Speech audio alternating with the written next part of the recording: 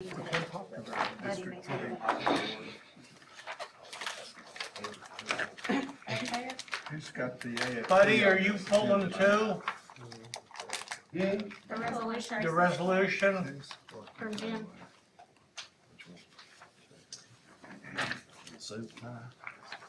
I think Greg said they were gonna I try. have some questions about that. It's not, it's taken off the agenda. Oh, is We it? don't have a quote yet for A's, we can strike it.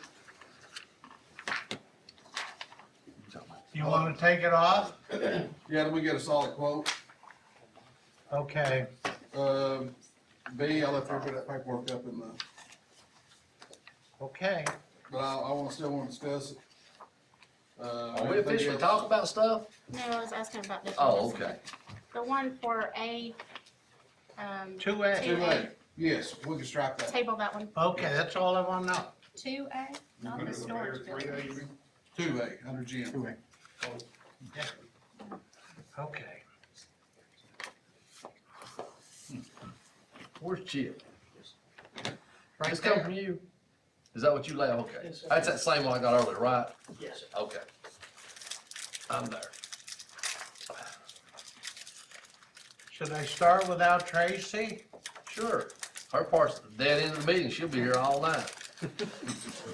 Okay. Schiffer here today. All right, I'm gonna call the Loudon County Commission Workshop for September 20th, 2021 to order. First up on the agenda is comments by the general public. Mr. Chairman, Yes, I need to discuss the agenda. If it would be possible to move my portion of discussing the 50% collection up to the front. We have an extremely expensive attorney here to be a participant in this, and we don't want him sitting here till 9 o'clock tonight. So if it pleasure the commission, if we can move that up even above Buddy, we'll handle that and get him and them. Chip's here, but he's on salary. We don't have to worry about his pay. If that's okay with everybody to move them up the notch. okay, I'll move 7A right under the general public comments. That'll work. Thank you. Because at 100 grand an hour for the attorney, Yeah. we don't wanna burn a lot of money up. Right, Chris? That's right, Mr. Chairman. Okay. First up is Rich Anklin.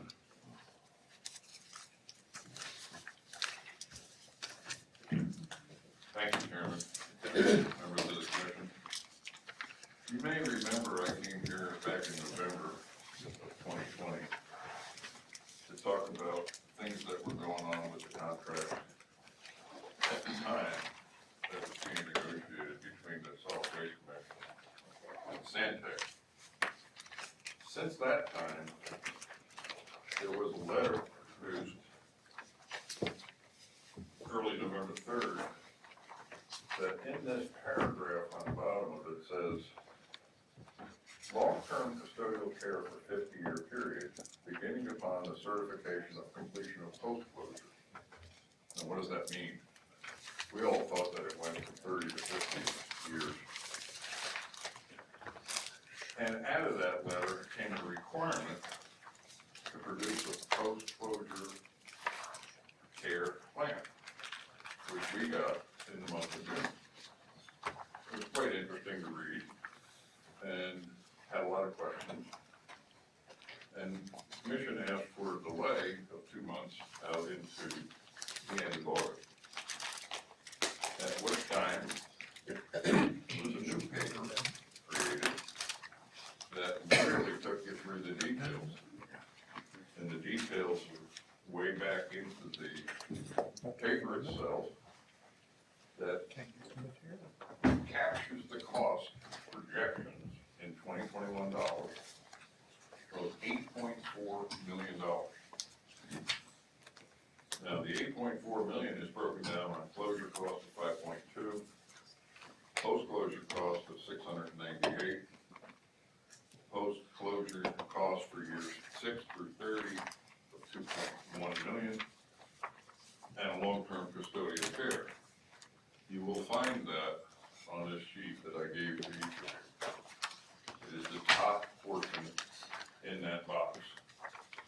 What I read down the list was the 52690 2.1, 373 for 8.4. Now, that's the first time I think anybody in the commission, in the county, or even in the public, found out how much it was going to be to do this work. And I then went in front of the Solid Waste Commission back in July and prepared a questionnaire about what I thought they should do by getting the partners buy-in. I also went last week and put together a financial pro forma of where we would be with the dollars that we have in the summer of 2027, which is the second set of numbers. Through the end of the current contract, 2 million. In the bank, 4.5. That totals 6.5. We'll be short 1.8. Now, anything can be negotiated with anybody, but, excuse me, some of you don't know Republic. I happen to have some inside capability because my son worked for him for 7 years. He worked for him in Staten Island, he worked for him in Richmond, Virginia, and he worked for him in North Carolina. In Staten Island, it was a transfer station for all the garbage coming out of New York. And it was shipped by rail into West Virginia and Pennsylvania. In Richmond, Virginia, the area manager, like the one that's going to be supervising our landfill down at Chattanooga, he was assistant GM, and they had hauling, they had landfill, they had industrial, they had commercial, the whole soup to nuts. In North Carolina, he was the supervisor of a mega site. The thing was about 1,000 acres. In the middle of nowhere in North Carolina, where most of North Carolina's trash ended up. Why is that important? Because Republic bought Samtec this past spring. I brought that to the commission's attention, both this one and the solid waste, a year ago in May. They consummated that deal in May of this year. They are a $100 million company. $100 billion, excuse me. Samtec was a 10 million, give you the difference in scale. Republic has multiple hauling places, which is residential, commercial, and industrial, and multiple landfills. They have one over in Murfreesboro that is just huge. And 34 counties feed that landfill. We're a single county landfill. That's important. But we could easily become a multi-county landfill. All we have to do is petition the state, and the state will say yes or no. All right, so how do you recover in the short term, 5.5 years? I consider that a short term, the 1.8 million. You divide that out by 5.5, it's about $370,000 a year extra above the $300,000 we currently collect. Which means you're gonna have to do some pretty heavy negotiating with Republic, who has a standard contract with us, and there's no incentive for them. And by that I mean, they can stand pat on their contract and not capitulate anything to us. But in the last November, December, when you all decided to stop negotiating, they had a proposal on the table. That proposal says, we'll help you overcome your shortfall if you give us a footprint increase. And that's for 53 to 67 acres. That's gonna take you out for another 34 years. 2038 minimum, 2054, and you're gonna be available with 120 next to it. So, what are the options to overcome the shortfall? In the second box on that page I gave you, I list 4 of them. In lieu of giving them that contract extension, what has to occur? An increase in daily tonnage from 500 to 800, which is also in the contract, which is what they used to do back in 12, 13, 14, and 15, will get you a 37.5% increase in our share. It's 135,000 a year, 810,000 by the time it's done. Gets you part of the way there. The second one is to increase the tipping fees. So Richard, are you telling this commission how solid waste needs to negotiate their contract? No, I'm not saying that at all. Because we just voted at our last meeting to open up negotiations again with Republic. We had a meeting, our solid waste did. We had a meeting, we went through the contract, we went through what we had decided on the extension. We went through things that we are going to see, that we want to negotiate with and we want to talk to them about. Okay. So, is that what you're telling this commission No, I to am not. override solid not. waste right now? No, I'm not. Okay. What I am giving you is my observations with knowledge that I have about Republic. So you're saying that- telling this commission how to tell us what to do? No, I'm Okay. asking them, Rich, if you remember going back, I requested, and Bob Bowman wrote a letter to Republic. And in that letter, we requested all three entities be able to meet with Republic. Because from what we understood, the Department of Justice kept it quiet during the negotiations. I don't understand why, I don't agree with it. I never will agree with that. It should have been open, but it wasn't, and we were dealt a stacked hand from the time Republic came in. So, you know, I still wanna meet with them, with the three entities, I think it should be and done. talk yeah, some serious plans. Why did they give Bradley County 1.2 to 1.3 million dollars last year? say what? They gave Bradley County That was 1.2. Santec, Santec. Santec. Why didn't they give us some which is money? now we're dealing with Republic. And Murfreesboro gets the same thing. Okay, now Bradley County now has to have smellers at their landfill, if you're aware of that, at $100,000 cost. Yeah, I am very aware. That Republic. So, What I'm addressing I'm going to here is split it. how you I'll buy you lunch handle every day. the shortfall in 5.5 years. And I go smell the landfill. Without, But that's part of what's in our negotiations too, is our post-closure plan with the years that we have down that they have to close the modules. And when they close the modules, that takes that expense off of us slowly but surely, okay? So we have plans in here that on our post-closure, I have the negotiations here, right here, on the years that we have in our plans. which years are we talking about?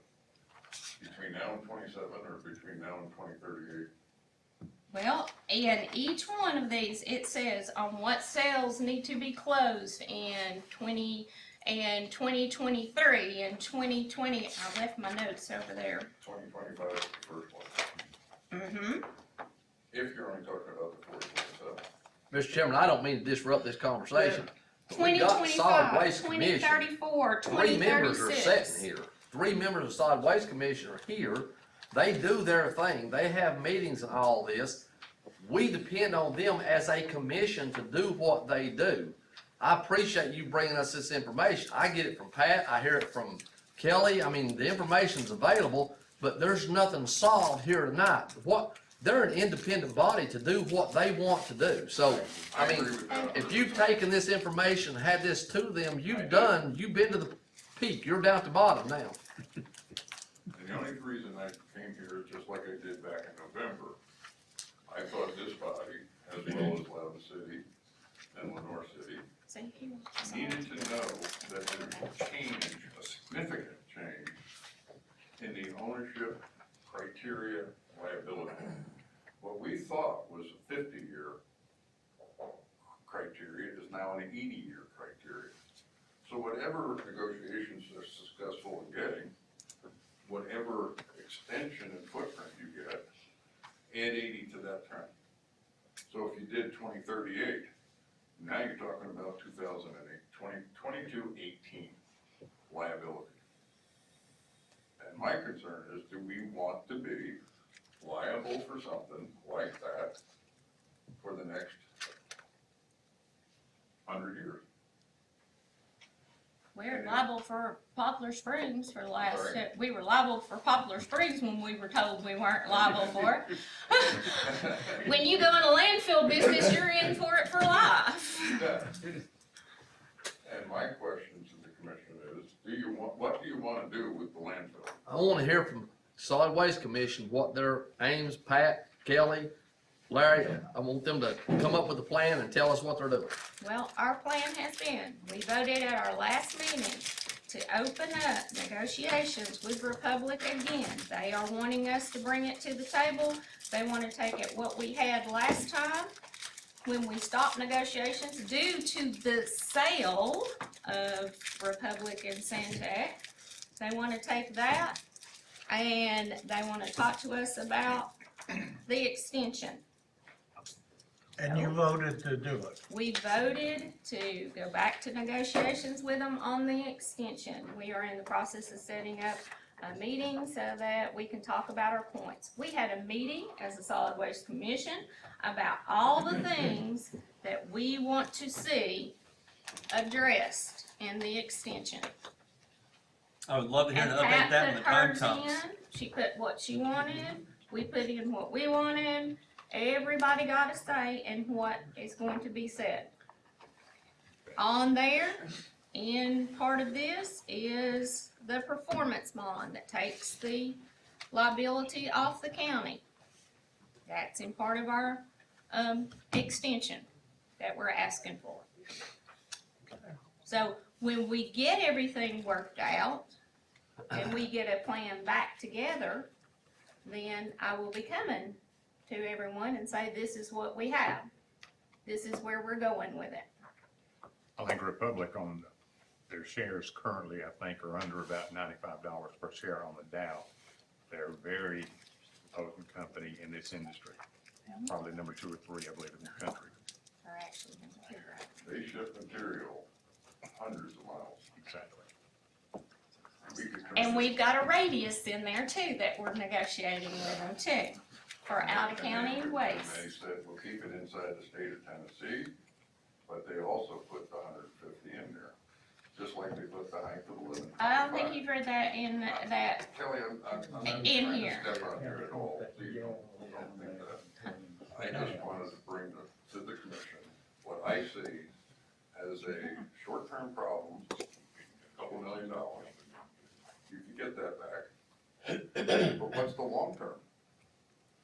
Do we wanna be in the landfill business for another 27 years at 67 acres to 54 years, 2054, excuse me, and then add 80 to it? That's all I wanna know.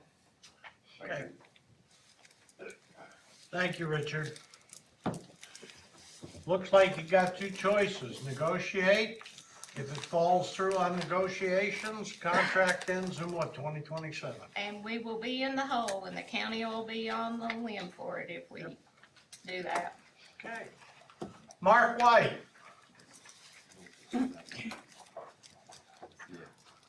Commissioners, thank you for allowing me to speak for a moment. I'm a third generation Loudon County. My family's been here for years. And I understand we're having tonight, you guys are having a discussion about the PUD, land use development.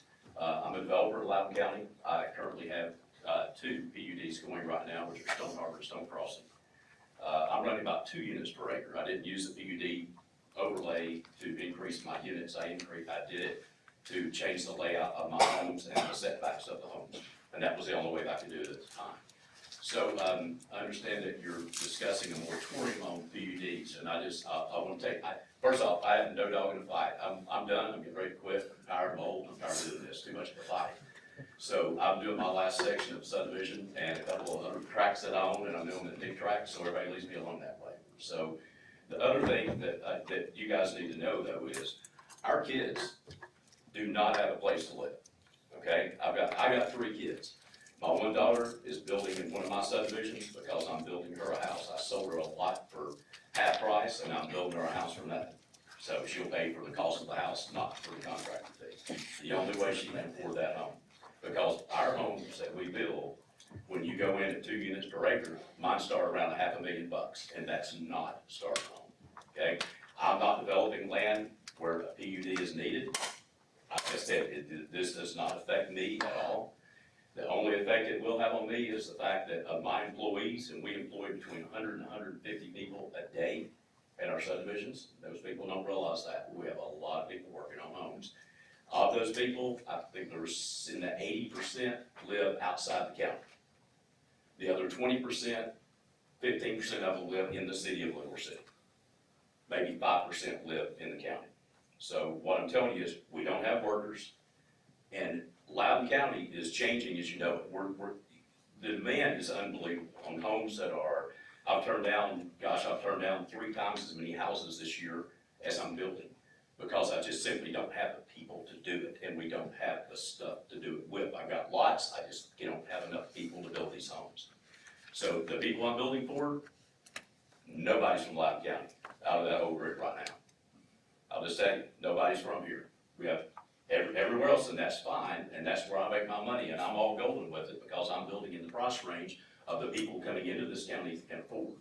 But I'm telling you right now, our kids, if you reduce the number of homes you can put on these lots, which we've already done and got it down to 2.5, which, and that's what the PUD place, am I correct? Correct.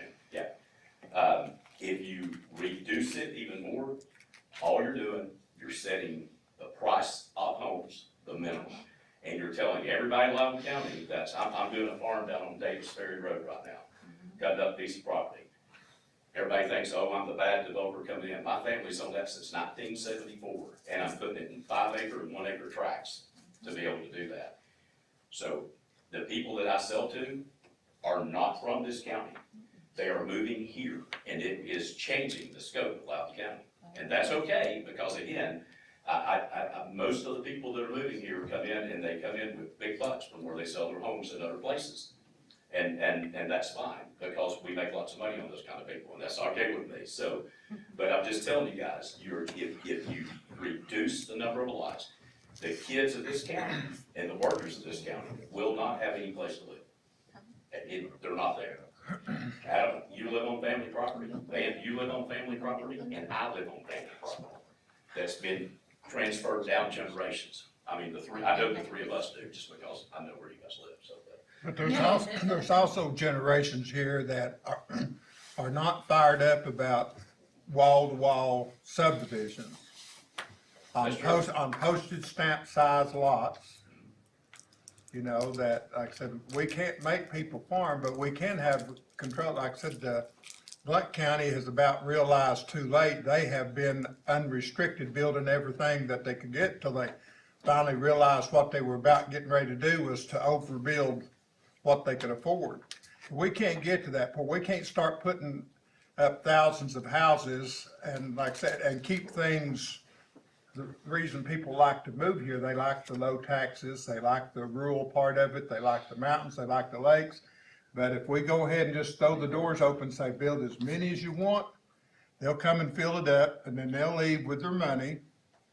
And the people here are gonna have to pay higher taxes to support all that's come in. Who will leave with their money? You. I've grown up here. I'm not leaving. I know. I'm staying where I'm staying. But there's a lot of developers that are not from here. Okay, there's a lot of people not from here. But What does that, it's not a scare tactic of, oh my God, they're gonna come in and take everything away from the county. No, Everybody's, I've got mine and now it's okay. I don't want anybody else to get it. no, that's not what we're But saying. again, I'm not fighting this. I'm just telling you what's happening, okay? I developed, but the stuff I developed has been below what the county has asked me to do, every time. That's fine, but like I said, we're not saying we're not going to develop. I just think that we need to take a close look and to kind of have some controls over how this goes. I've lived, I mean, like I said, you can drive to Hardin Valley, drive to West Knoxville. I mean, it's just, whatever. Go up Morganton Road, 411 Highway from here to Maryville and see what growth will get you. And ask the people in Blount County why they all of a sudden put a stop to that 800 unit development on Mac Pate's farm. They realized they were, and like I said, all these children would have a place to live, but they, that puts such a burden on the government to furnish everything that they need. They, like I said, they built beyond their means. Yeah, well, Unless you want to become a California and pay your property tax by the month instead of by the year. no, I don't want to become that. Even though you sell to a lot of them, right? But I can assure you, I pay a whole lot of property taxes on I all the understand. subdivisions and stuff that we do. As a developer, are you seeing more folks that are more interested in the 5 and 10 acre spots, a big nice fine home? Or are you seeing more folks wanting that 198 home development sitting out here? The new generations, and I have lots of, and I've built in West Knoxville too, and I've built in some of those subdivisions, I've got friends that developed a lot of those subdivisions. That is the young generation, they want no yard to take care of, they don't care if the neighbors next door to them, they're gonna rent an apartment or they're gonna rent a house like that. Yeah. And but I'm just telling you, what the big guys that are coming in here, the bigger builders, the national builders that come in, they build houses for less than they build and sell the house on the lot for less than I can build the house. Goodall and see, what's the other? Horton Homes, Horton Homes and You're Goodall. important. Ball, Ball. Yeah, like I said, you can go up But to it's Little not a City High club. School, they've got little lots that look like they're gonna put a children's playhouse on. They're 50-foot lots probably is what You they know, bought, just, I mean, 65s. you look at that, and I'm not one or two of them, I mean, they look like they're in Southeast Asia, they're all terraced. Will they not continue, but the city will continue to do that, right? Oh, the city, we don't have any We have control no over the city. control. No, I understand that, but by not controlling that, it puts that development in the city, is that not gonna have the city annex more land outside the county in order to build? I'm just saying, guys, it's not hurting me either way, my stuff's done, I don't have putts coming up, so I'm just telling you, as a developer, we don't just create this stuff and people go, oh my gosh, look, we're gonna go move into a subdivision that just appeared out of nowhere. Horton and these guys that come in, they do years of research, and we're hundreds and hundreds of homes in the negative in this county especially. And so that's why they're trying to come into the county. Do I like it? No, listen, they take all my subcontractors away. I'm just telling you, it makes everything that I do cost more money when these guys come in, because I build 28 houses a year. On a good, great year, I'll do 28, between 20 and 28. And these guys come in and build 200. Well, who are you gonna go to work for? I got 200 houses sitting in front of me, or I got old Mark over there that's got 28. Well, I'll do this, but I'll do them on the weekends and at nighttime when I, can't do anything else. But I will agree with you. I have a 25-year-old granddaughter, and she's wanting to move back into Loudon County, and that's what she's looking at. She cares nothing about a yard.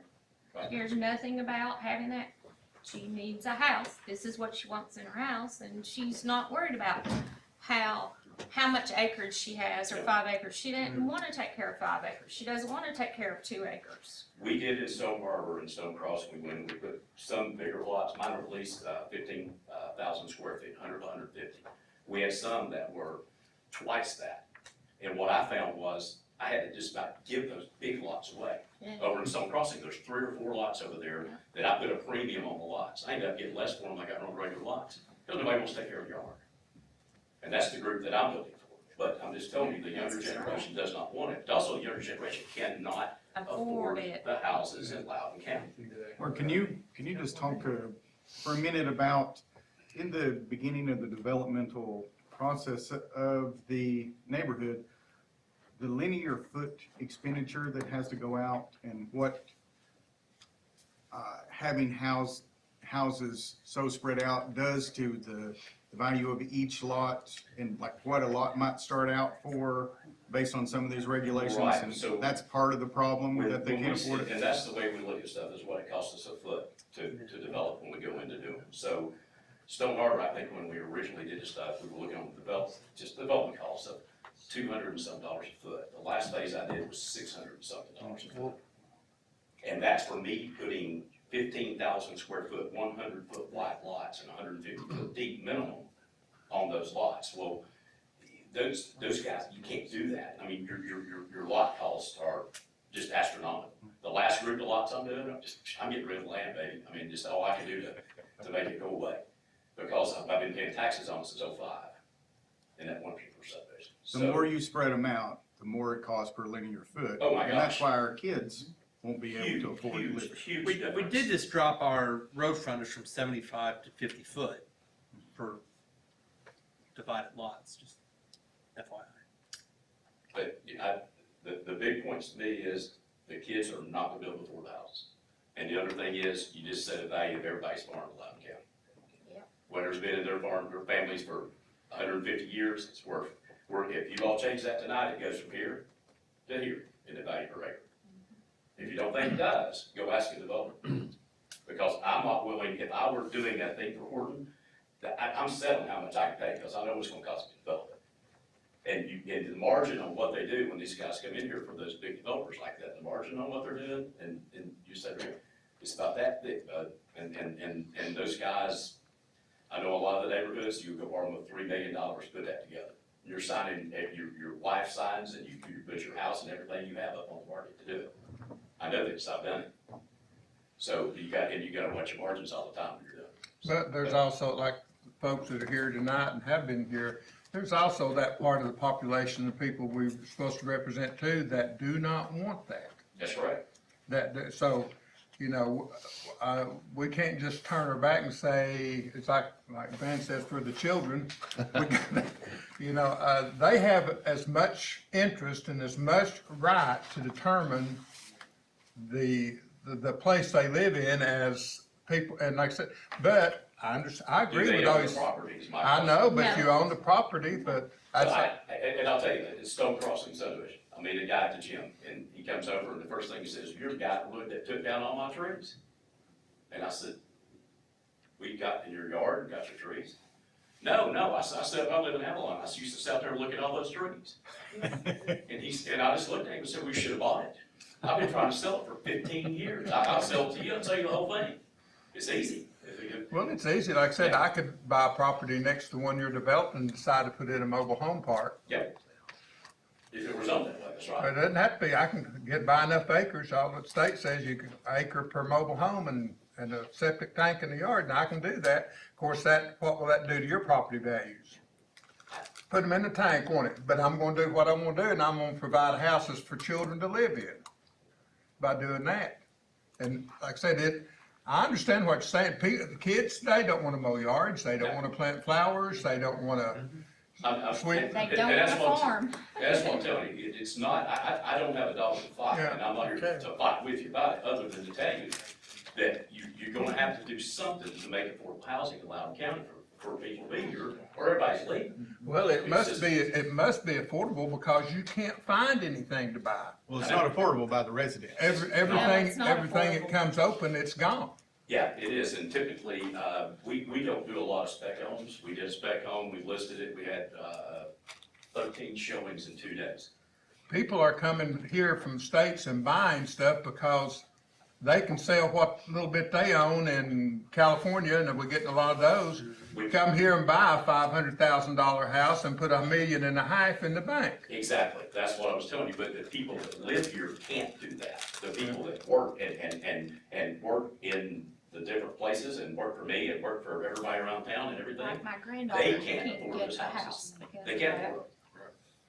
So, it's a tough deal, but It's a double-edged sword, I mean, we need growth, but It we is. need control growth, and we have to figure out. Well, one the thing correct that way to is do it. driving your prices though is this outrageous building boom and the cost. Like I said, people have continued to build houses because the interest rate is low enough where they can offset the price of building materials and still make money. Yeah. Now, if they wanted to build a place for their children to live, then we need to address that. That's why the houses are high, not because they had to buy extra foot of land, but because the building supplies are just out of the world. What did you do for a living, sir? Huh? What did you do for a living? I've done a lot of things, but most of them I'm a retired educator, coach. Well, I had to tell you, the land cost in it is a huge portion of the cost of a house. If I put my land up for sale right now, I wouldn't get what people are getting for theirs right now. I mean, it's just, like I said, the But it doesn't price. have roads and streetlights and sidewalks and stuff in it. That's the expensive part. Well, that part we just have been working on was $1 million point something for 78 acres. And that's before he puts the roads and the streetlights and everything else in it, so. It's expensive. So, But I wouldn't care about. I just wanna say that, 190 that houses Mark builds an incredible Saturday. product, and I'm glad he has Snow Hopper in my district. There you go. Thank you. Glad he took down those trees, right? Well, that's Stone Cross, so that's Oh, okay. the trees in my district. People that wanna make money, people that wanna push it.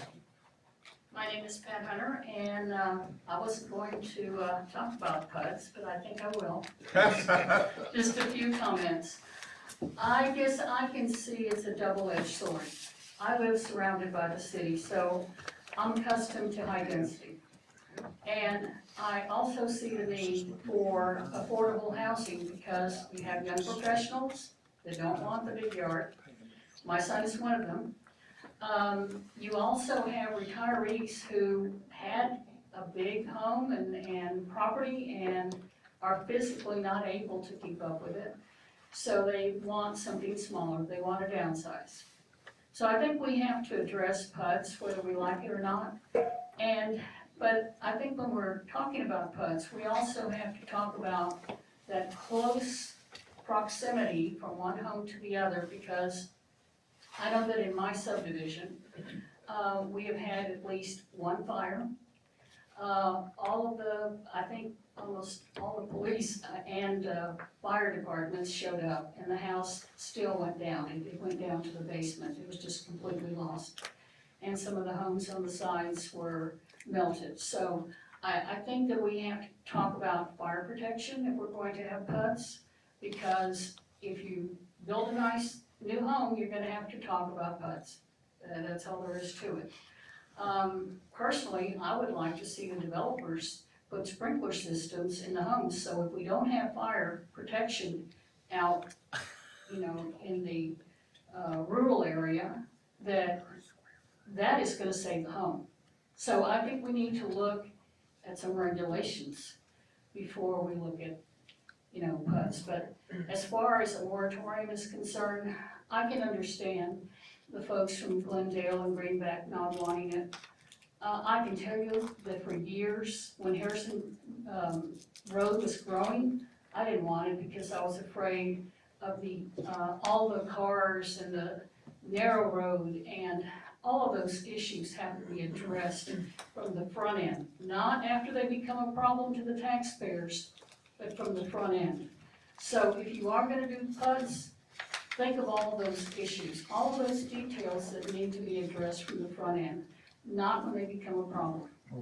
If you get a PUD though, all it does is tell you how many houses per acre you can have. You can line up 10 next, right side by side where you can reach out the window and shake your neighbor's hand, or you can spread, they can put them in any arrangement that they want with And a I've PUD. seen that, and personally, I don't feel comfortable with that because of the fire issue. That's But if just- I'm a developer and I wanna make the biggest bang for my buck, I'm Well, gonna no, build I as think we many as have we to can. compromise, and we have to give and take, but we have to address all of those issues. Well, my And the moratorium, road safety, that is a big one with I me. don't know if people thought we were gonna do away with moratoriums or PUDs and so forth. It's just, I think we need to stop and take a deep breath and see exactly how we want the county to go. We may decide we need more houses and that, or more Well, building, I whatever. think that, we are a growing county, as the census shows.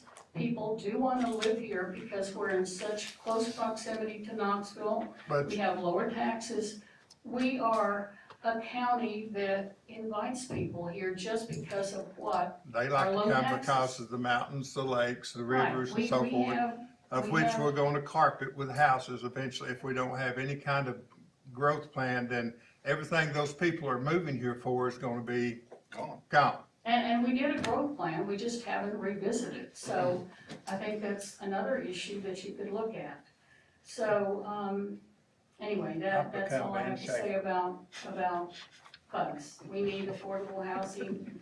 How you get there, that's your, prerogative, and also the planning needs to look at those details. Okay. The other thing that I would like to, talk about is the employee salaries and employee turnover.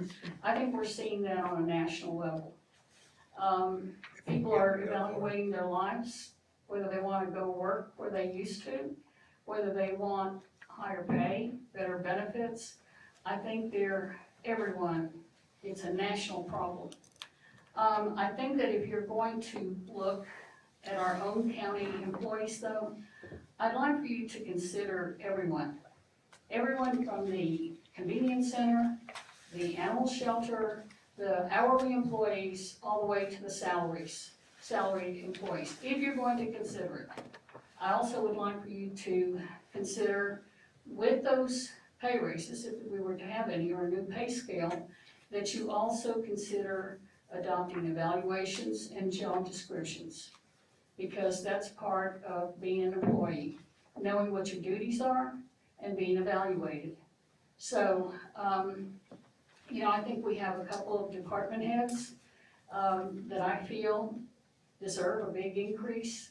When most of our elected officials are making $90,000 or $92,000, and one office, again, non-elected, is making 70 or 73, and we have others that are making 60. I think it's time to look at those and bringing them up to what they should. I think that with me, it's a matter of fairness. It's always been fairness when we're talking about employees or situations. So if you do consider that, please look at that. Chad, in response to that, I think Mr. Duff is about the only other one up here. Several years ago, we looked at that, I remember. and I've still got scar marks on my back. Well, I remember the There are wage none and salary of the study office that holders are- nobody would adopt, but, it's 2021. We need to be thinking about job descriptions, evaluations, and, It's going to take all of the office holders sitting down together and working with commission, because my first year on commission, we gave what we thought was gonna be a 3% across the board I raise remember for that. everybody. Okay, we found out some people got a 5%, others got 1%. I heard that We also. can't do anything about it, and I think the current office holders will be willing to work, and I think that that's a majority up here, but it's gonna take people working together.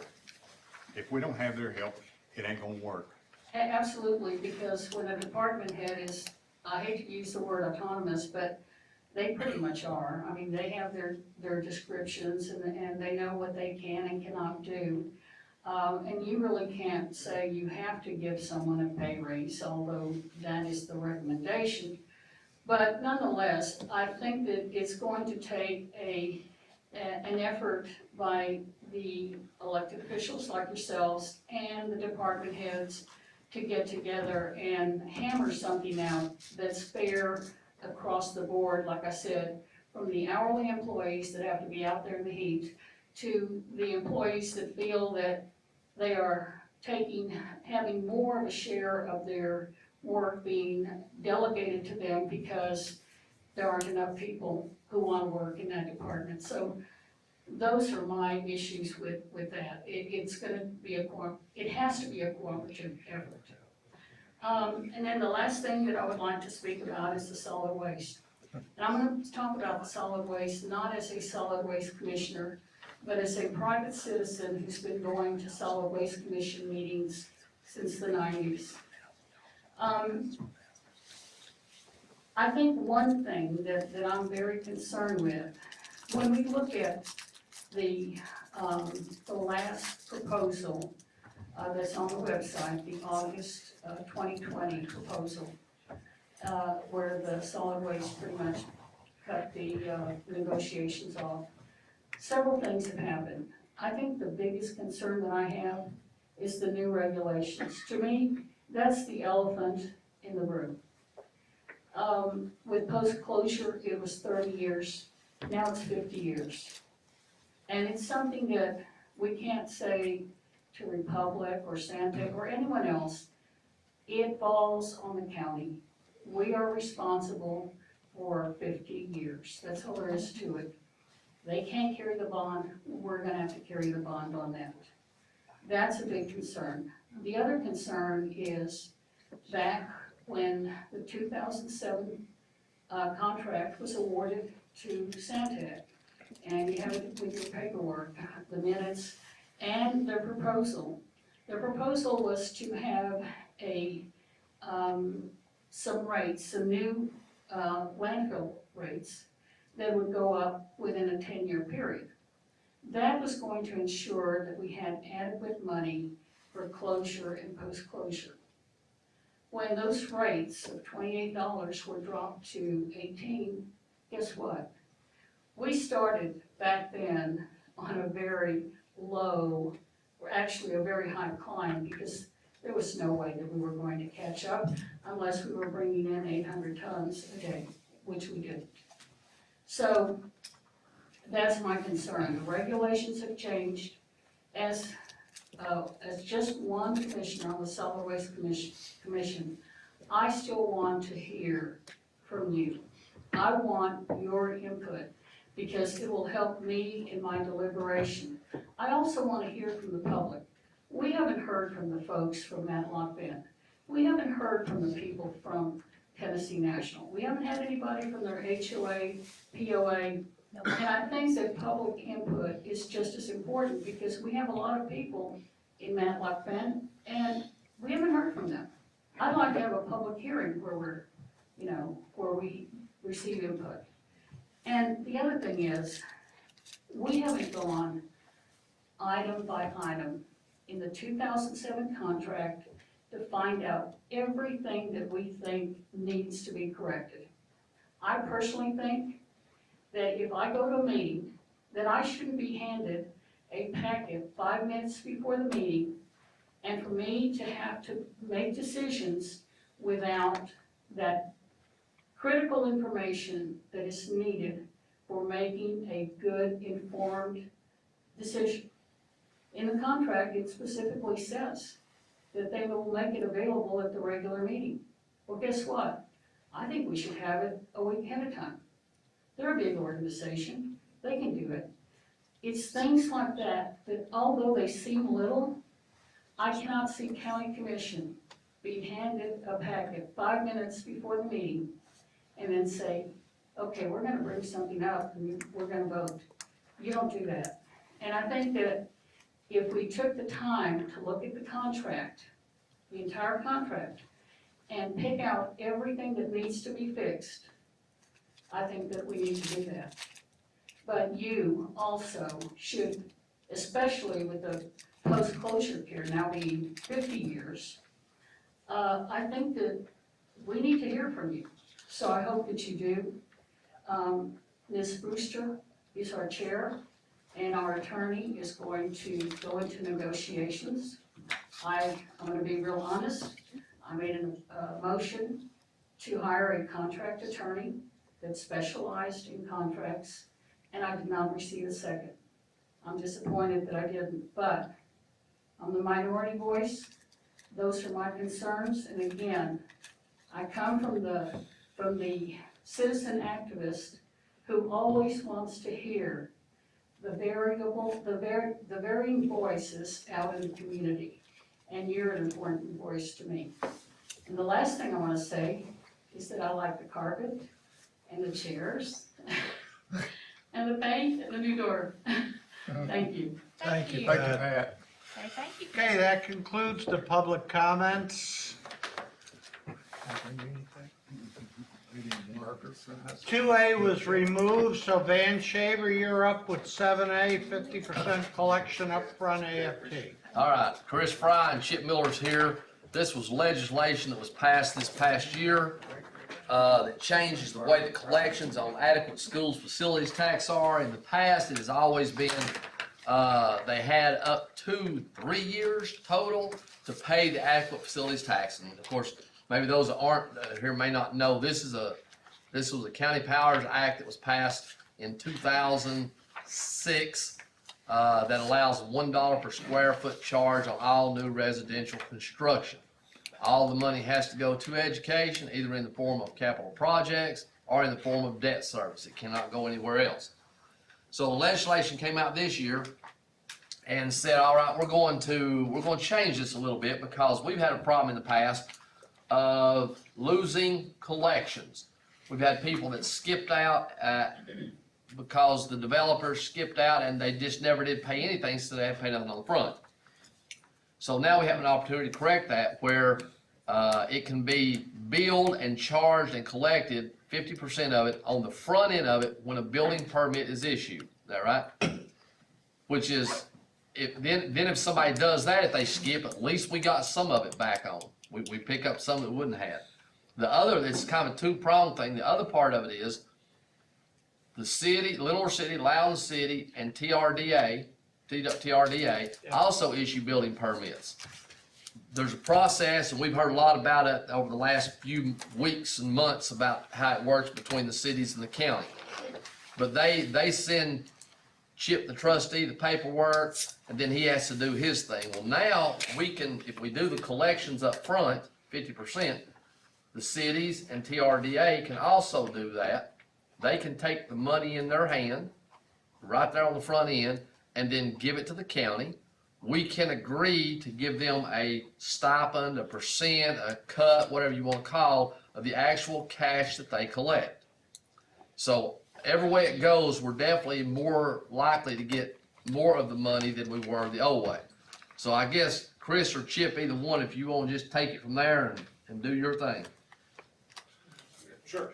So basically, as Mr. Shaver was saying, this change in the law gives us a lot more teeth. Basically, the way this law was written was terrible. It puts all of the liability on the person who pulls the permit, not the actual owner of the house.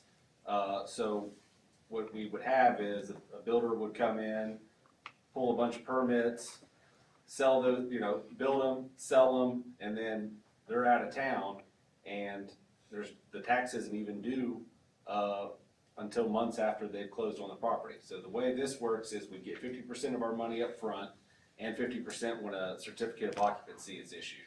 So that should really all but eliminate that problem. So it makes it more efficient from that standpoint. Estimation of defaults, Over $250,000. $250,000 we've lost on that. And the court dates that Chris has to go to, where he generates $0 for Chris, are unbelievable. We just went to court the other day, and we've been dealing with this gentleman for 5.5 years in Avalon.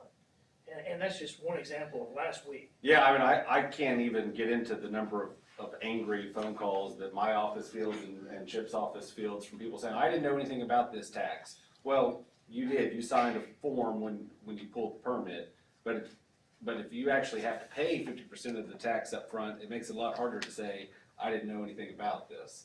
And then, again, same thing where if they have to pay it before the certificate of occupancy is issued, we're not catching someone 3 months, 6 months, 8 months after they've moved into the house, and all of a sudden they get a bill for $3,000. The other sort of ridiculous thing about this law is it is a mandatory 50% penalty. So if you don't pay the tax when it's due, your 2,500 square foot house just became a $3,750 tax bill. It's highly regressive. People that are building 400 square foot houses, $400 a square foot houses versus people who are towing a mobile home in here from Monroe County, they pay the exact same tax. So this just puts everyone on a more equal footing, and really the only sort of thing to work out is how we're going to collect it, whether the trustee's office is going to remain or the local or the municipal building officials. Mr. Mears. Chris, we just went through what I term a battle royal with this area. I would say before we pursue anything, that we have a consensus from all of the individuals involved, and then we move forward. If by chance we don't get a consensus and they want to hire stop-in, or stop-in at all, I'm not doing this to get out of any work. No, So we have no problem with doing all the work and them not doing any of the work.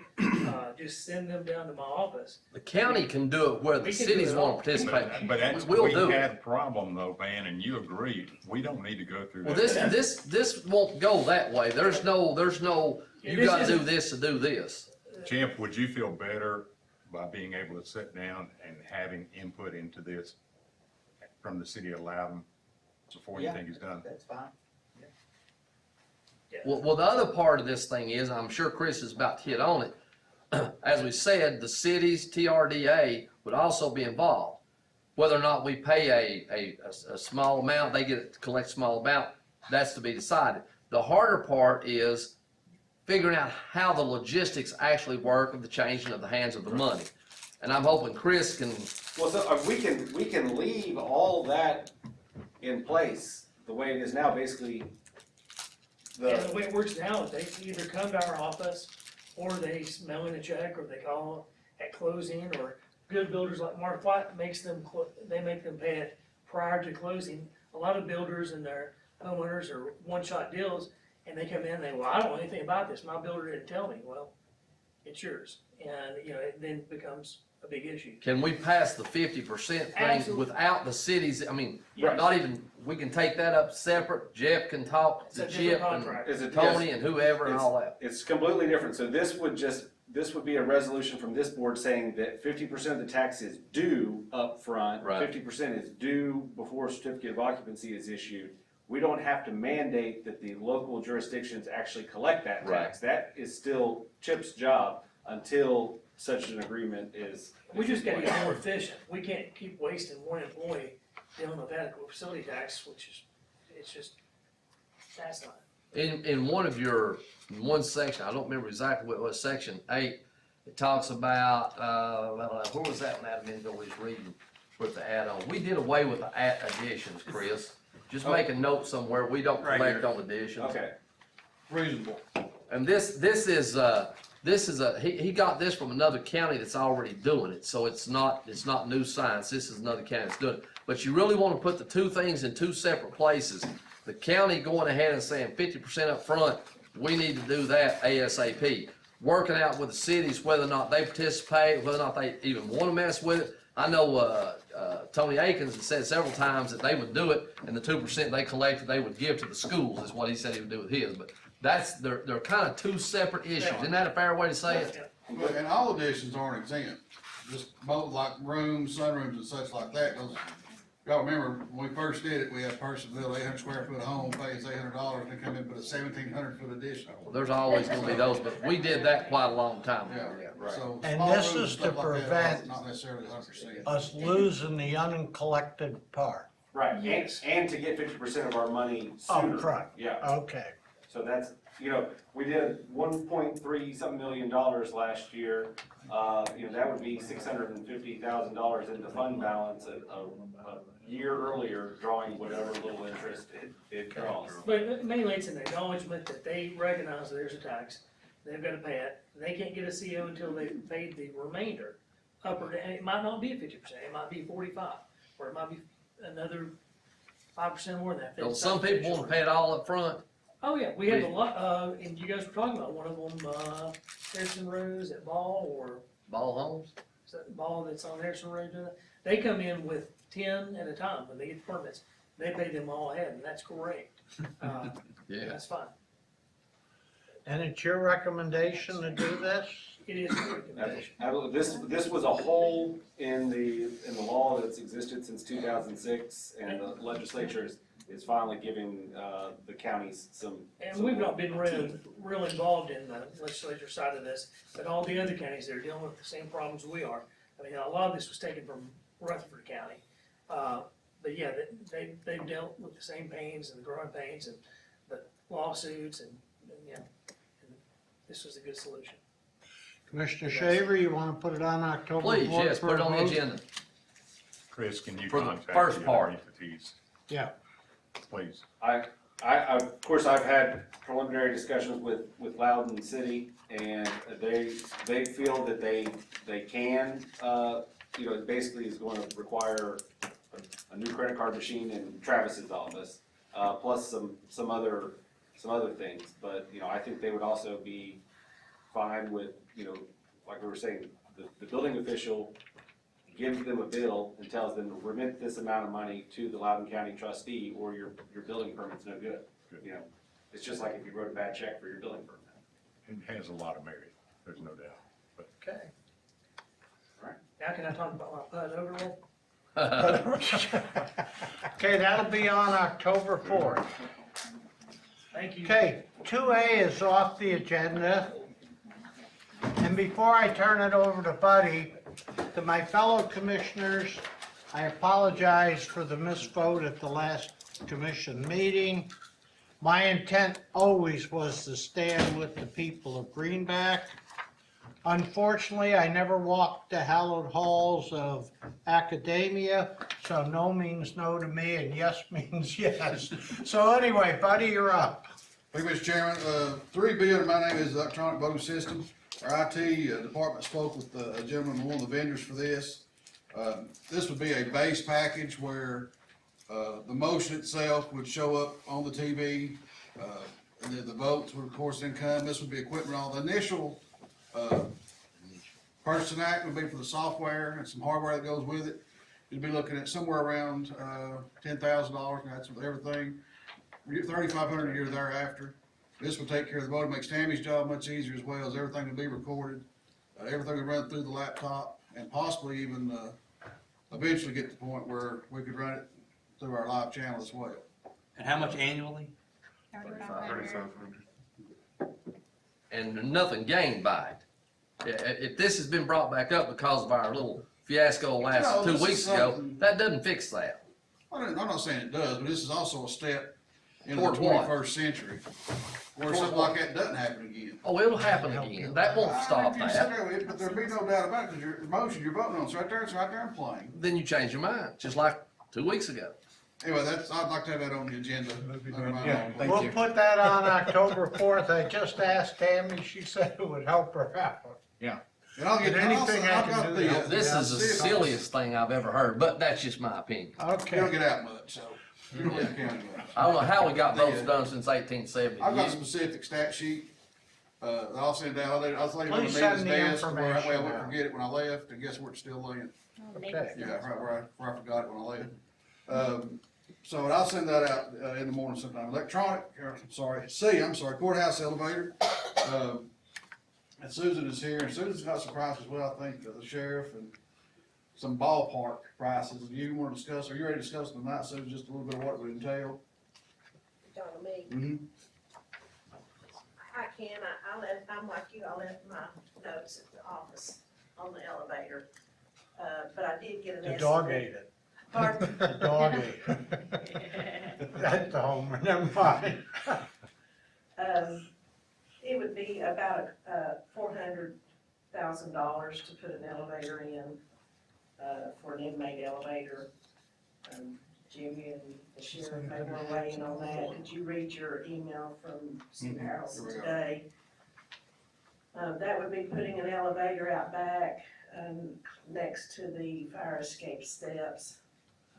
Kinda like what we saw on the plan, Yes. right beside.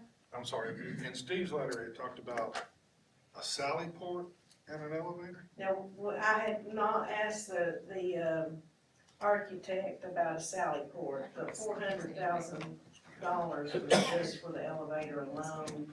That would be starting the elevator in the basement. You would pull up to the basement door and bring the inmates into the basement and then up the elevator to the second floor with no stop at the first floor.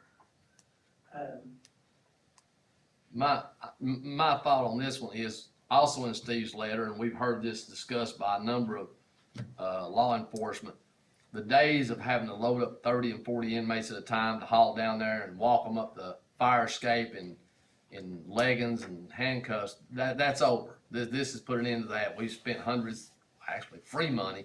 It's all gonna be video arraignment now, I think is a fair thing. I think it's what Steve said in his letter. So criminal We did court. purchase the equipment Yeah. to do all video arraignment. Criminal court meets 3 times a year or quarterly, 3 times a year. So there will be occasional cases of some gravity that will happen down here. They certainly are going to be fewer and farther in between. As an alternative to an elevator, the building is not that big of a building. It does have an elevator. It will have another elevator. I guess at this point in time, we'd have to say, we'll have to pay for this one. Insurance is not going to pay for this one. That would be. This is all on our This dime. would be 100% paid. Yeah, for we by gotta the pay for this all by ourselves.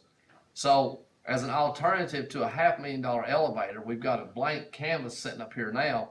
Can we not, well, sure we can, devise a plan where they can pull right up to the door with an inmate and walk straight into the elevator we have now and go upstairs. Through the main entrance of the building? Sure, right there where the elevator doors are.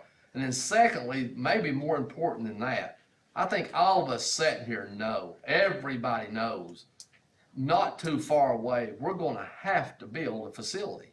We were that close when the COVID clamped down on us. We know some financial things now that we didn't know then. We've learned some things. The courthouse was out of space before it ever burned. I mean, it was so inadequate, it was ridiculous for storage, for office space, for everything. We know a time's coming, we're gonna have to build, and I don't think it's gonna be that many years down the road. If years down the road, it may be less than that. Do we really wanna invest that much more our money in that building with the possibility that we're not gonna be there that much longer? I wish we could start the new one tomorrow, is what I wish. Going back in this old one is just such a step backwards, but, that's just kind of where I come from on the elevator. I don't see an extra $500,000, 400,000, whatever it is, for such limited use. I understand security, but we have workarounds on that. We could come in like we do now with our construction, but anyhow, that's. Sheriff Guider, from a long time ago, we stressed one thing with the finalization of the courthouse, officer safety. Will this, in your eyes, provide adequate officer safety in transportation of prisoners to and from the courtroom? Well, the biggest thing I see in the way right now is as technology is moved forward, and we are doing our inmate arraignments at the jail now. We would still have to bring the defendants up, and as Commissioner Shaver is mentioning, all that would have to be done, moving inmates and defendants. That'll be moving them through the public, and the public is right there at that particular elevator he's speaking of, and moving them through the hallways. And what I would like to see is, and some of those drawings that you saw in the last meeting, that quarter of the second floor, as the design was made to move the public defenders over across the hall, make that whole quarter inmate holding cells and bathroom. We certainly don't want to mix the inmates with the public, and if we don't make that just primarily inmate bathrooms on that quarter back on this back side, then we're not doing the public any good, and certainly the safety of the public. But the only thing I see with Van's ideas is that we're still gonna be integrating the inmate with the public. And I don't know how to separate that at this time. There's I two couldn't agree with you more, Van, on your idea of a new facility, and it's the first time I've heard you say that. Oh, no, I'm a big fan. Right up there behind the Justice Center, hooked on, and nobody ever leaves the building. I'm getting choked. Let me say this just a That ain't gonna minute. happen. That ain't gonna happen. Two doors on the front. We could always, one of them nobody uses now. I'm just trying to get us a temporary safety fix of some kind without spending $500,000 and then walking off and leaving it in a year or Here two. we go, putting a Band-Aid on But something. the Mr. second Schaefer. entrance is nobody goes there. You can't even get in there. It's locked permanent. Could that not be the secure inmate entrance or something? And I don't know that, but again, the numbers of times we're gonna be doing this are gonna be so reduced now from what it's been, what we've all been used to, and seeing them all go waddling up the fire escape out back, so. I'd truly like to get away from that. Oh, yeah, I don't know, why we not waited that a long time ago. Mr. Shaver, Yeah. I will make you a promise. I'm ready. If we ever bring that up about moving everything up there, we will fill this courtroom so full, you won't have room to sit down in. What's your complaint, Mr. Mayor? We ain't gonna move it up there. But we're gonna give you the courthouse. and you do with it what you want to. Make it in a venue, a wedding venue. It could be the old You Loudon. gonna have to pay taxes for I the think- city of Loudon. I Wait a think minute, looking it's at- lining up for I discussion. think looking at putting the Okay, elevator let's on stay the on side Just don't would talk. help with We'll be officer safety Thank too, Hang and on. it would keep the public Hang on. safer. It says- I don't think it would make that much change to the courthouse, cause it's gonna be beside of the fire escape, correct? Susan, it's beside the fire escape, so Fire it escape just would could, have to be moved just a little bit. just a little bit, and then that elevator would be there, so they would pull up to that area, is that correct, Jimmy? I would assume that. Okay, they pull up to that area, load the inmates on the elevator, it would make no stops, it would be straight up to where it needed to go. And then it would be secure.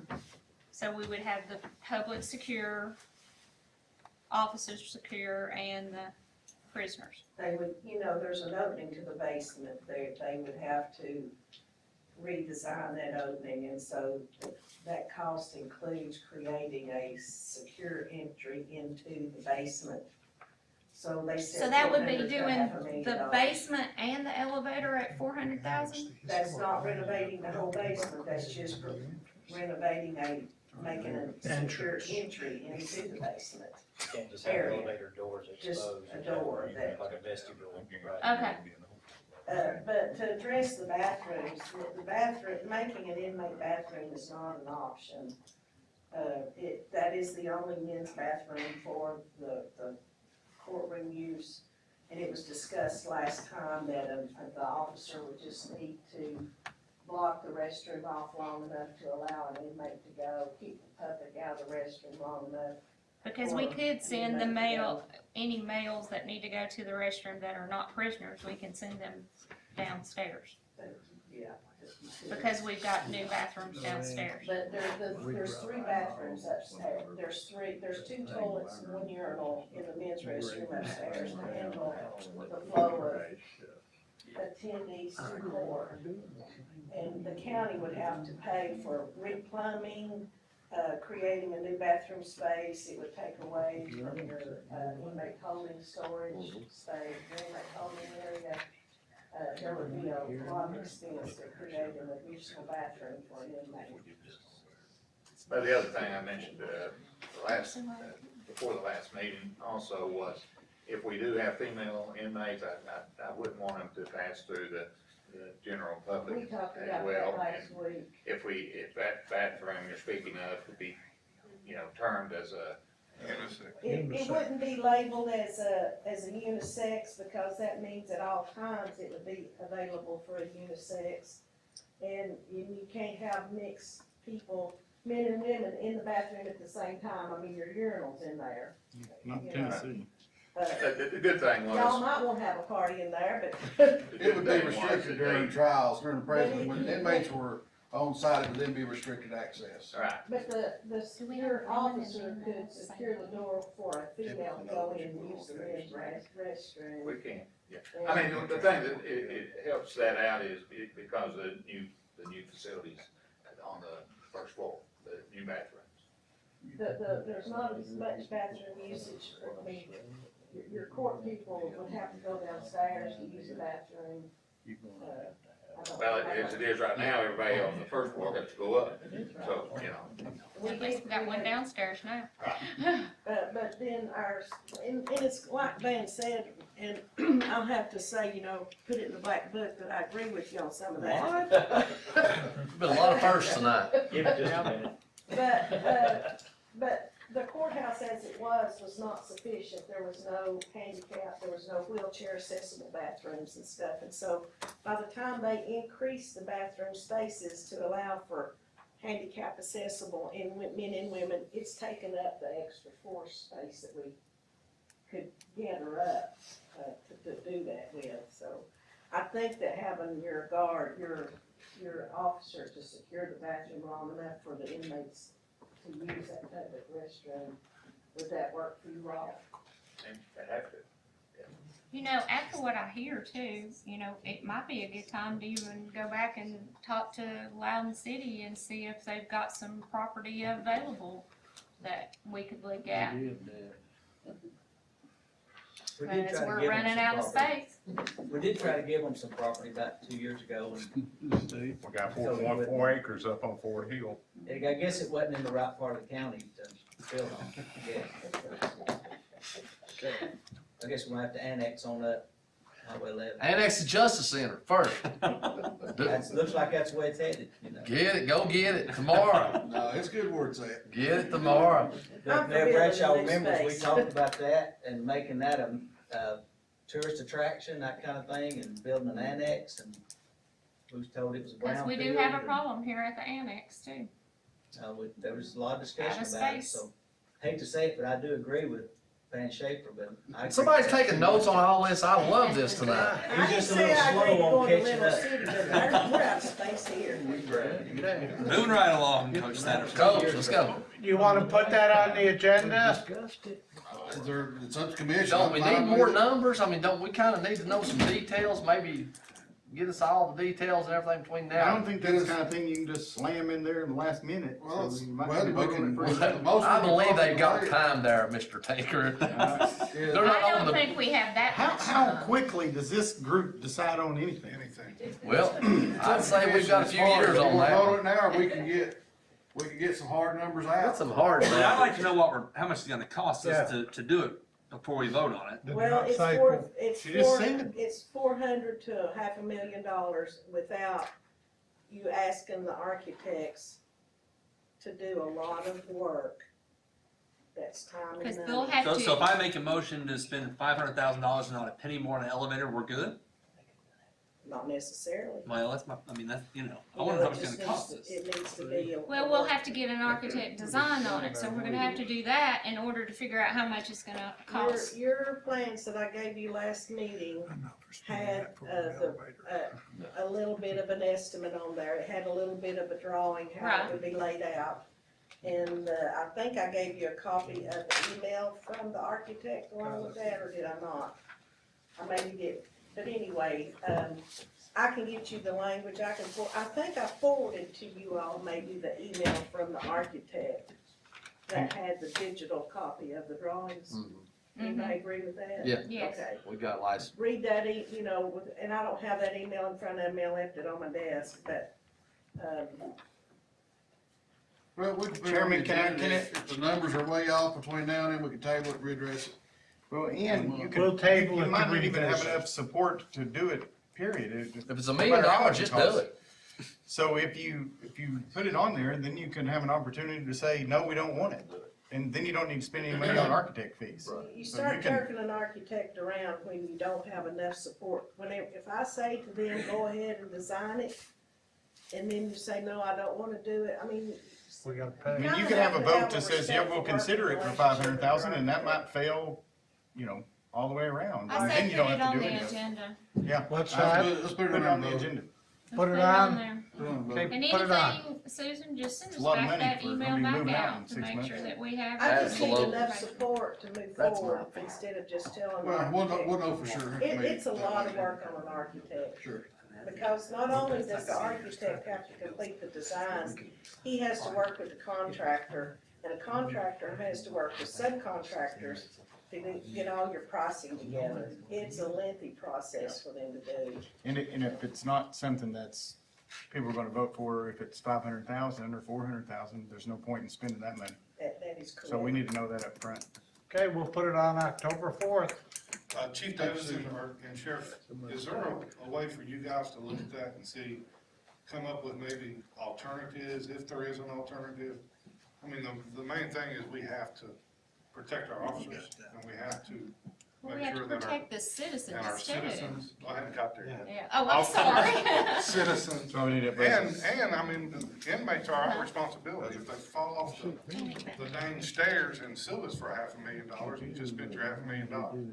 So, if you, What Susan, I think, with the elevator is great. I don't want to get a kind of a false sense of security on this, but we've had 3 trials the last 2 weeks. We got one starting Wednesday that we're holding in Lenore City. All of them have been, one has been an attempted first-degree murder, and the last 2 are rape with a child. So that's the kind of cases and defendants that we got. And both the defendants in the last trial were in custody defendants, so that's extra security holding secure bathrooms for them. This one is in custody as well, the regular child. So that's kind of stuff we're dealing with. So, you know, Roane County did put a sally port onto their courthouse after Cotton Morgan, the prison guard, was killed in a parking lot. So, you know, that's issues of pulling up there and getting into an elevator. So the security's good. You just go have to depend if that's what you want to put money in this building or you want to build another one. Right, so, I mean, I think we have to get there, but, I mean, But we if you have to don't put protect. this one, you're just gonna kick that down the road. Yeah, I mean, we just continue to kick a can down the street. We've gotta do something, we gotta make a decision. But like Ms. Brewster said, is bring in the inmate and then you're a family member or a victim of a crime and you see them walk in front of you, that's unfair to our public. I think it's extremely unfair to them to be exposed into that. Any further? It'll be on the agenda October 4th. Mr. Mayor, let me ask you on one of these right here. Gary Whitfield was there. He and I are members of the Ag Extension Committee. Their whole committee system is way out of whack on their terms and stuff. They are working on bringing to us a new list of the breakdown of the terms and that sort of stuff. So if you'll take that one out of consideration tonight, if we get that between now and the voting meeting, I'll forward that on to Tammy to get it on there, the names, that sort of stuff. But I talked to, Gary, I talked to John Walton today, and he said he just hadn't had time. He will try to get it done, but whether or not he will or not, I don't know. So if you'll just hold up on that one. We'll I take have that no one issue with off. all that, and we table that until time comes. That's, I 2, 3, and 4 are ready. Is there any changes on any of them? No changes.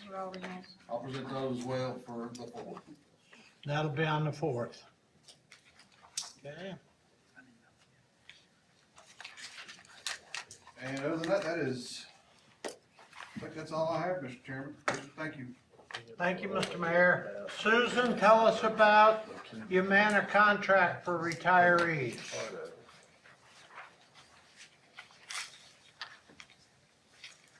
The 2020 rate was $177.77 per employee per month.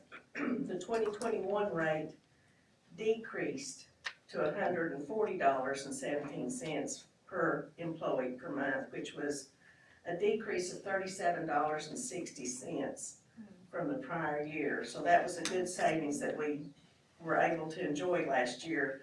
Unfortunately, this year it's gone back up. The rate is $182.62 per employee per month, which is an increase of $42.45 from last year.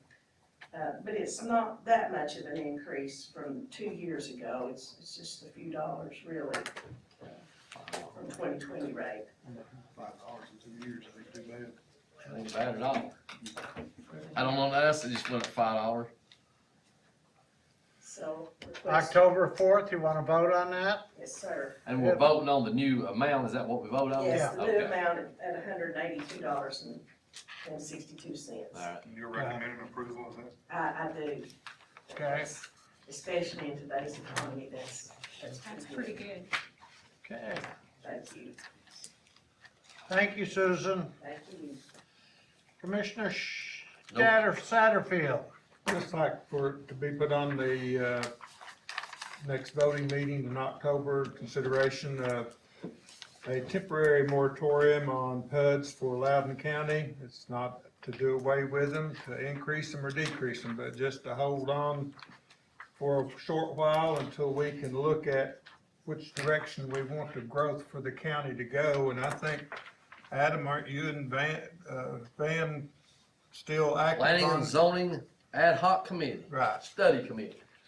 We look at stuff all the time. Define temporary. So, sir, you asking for 30, 60, 90, 20? I would say, what do you say, 60 day, huh? Whatever you. Well, I mean, let's discuss, I mean. We know how slow this goes. Later tonight, we're also gonna be having a really, I hope, good discussion just about development in general, which could have an impact on that. The last time we did a PUD moratorium, it was a 6-month one, because we know we can't make, by the time, whatever we do, we can do a moratorium tonight, but any changes have to go through the planning commission, and then come back to us as a recommendation of the planning commission where we can take it or we cannot take the thing. So it's a slow process, but the last time it was 6 months. Just And to did we get, get to 2.5 last time? Didn't we just We do did. this Well- recently too? The most recent thing was the, going from 7 acres to 75 75. acres. That was the most recent change. But you can still, it's just taking the 0.5 off, it's still two. R1 gets you 2 all day long, without septic, without sewer, septic, without sewer. Yeah, okay, so it can be, instead of 2.5, you can get 2 without the PUD right now. Mhm. so is your request for 6 months? Yes. Okay. 6 months. Takes the pressure off of us. Well, by the time you get wheels on it and you get voted on and moved from that committee to this committee, like I said, just getting a, approval for rezoning takes almost 2 months. Yeah, so it's 6. 6, yeah. Mhm. Okay, Well, now haven't we moved up the process in the planning commission just a little bit faster since solid waste moved our meetings? Well, that was part of 2A, I believe, but we're not, was that not part That of? was a sign placement. Part of that was in sign Yeah, placement.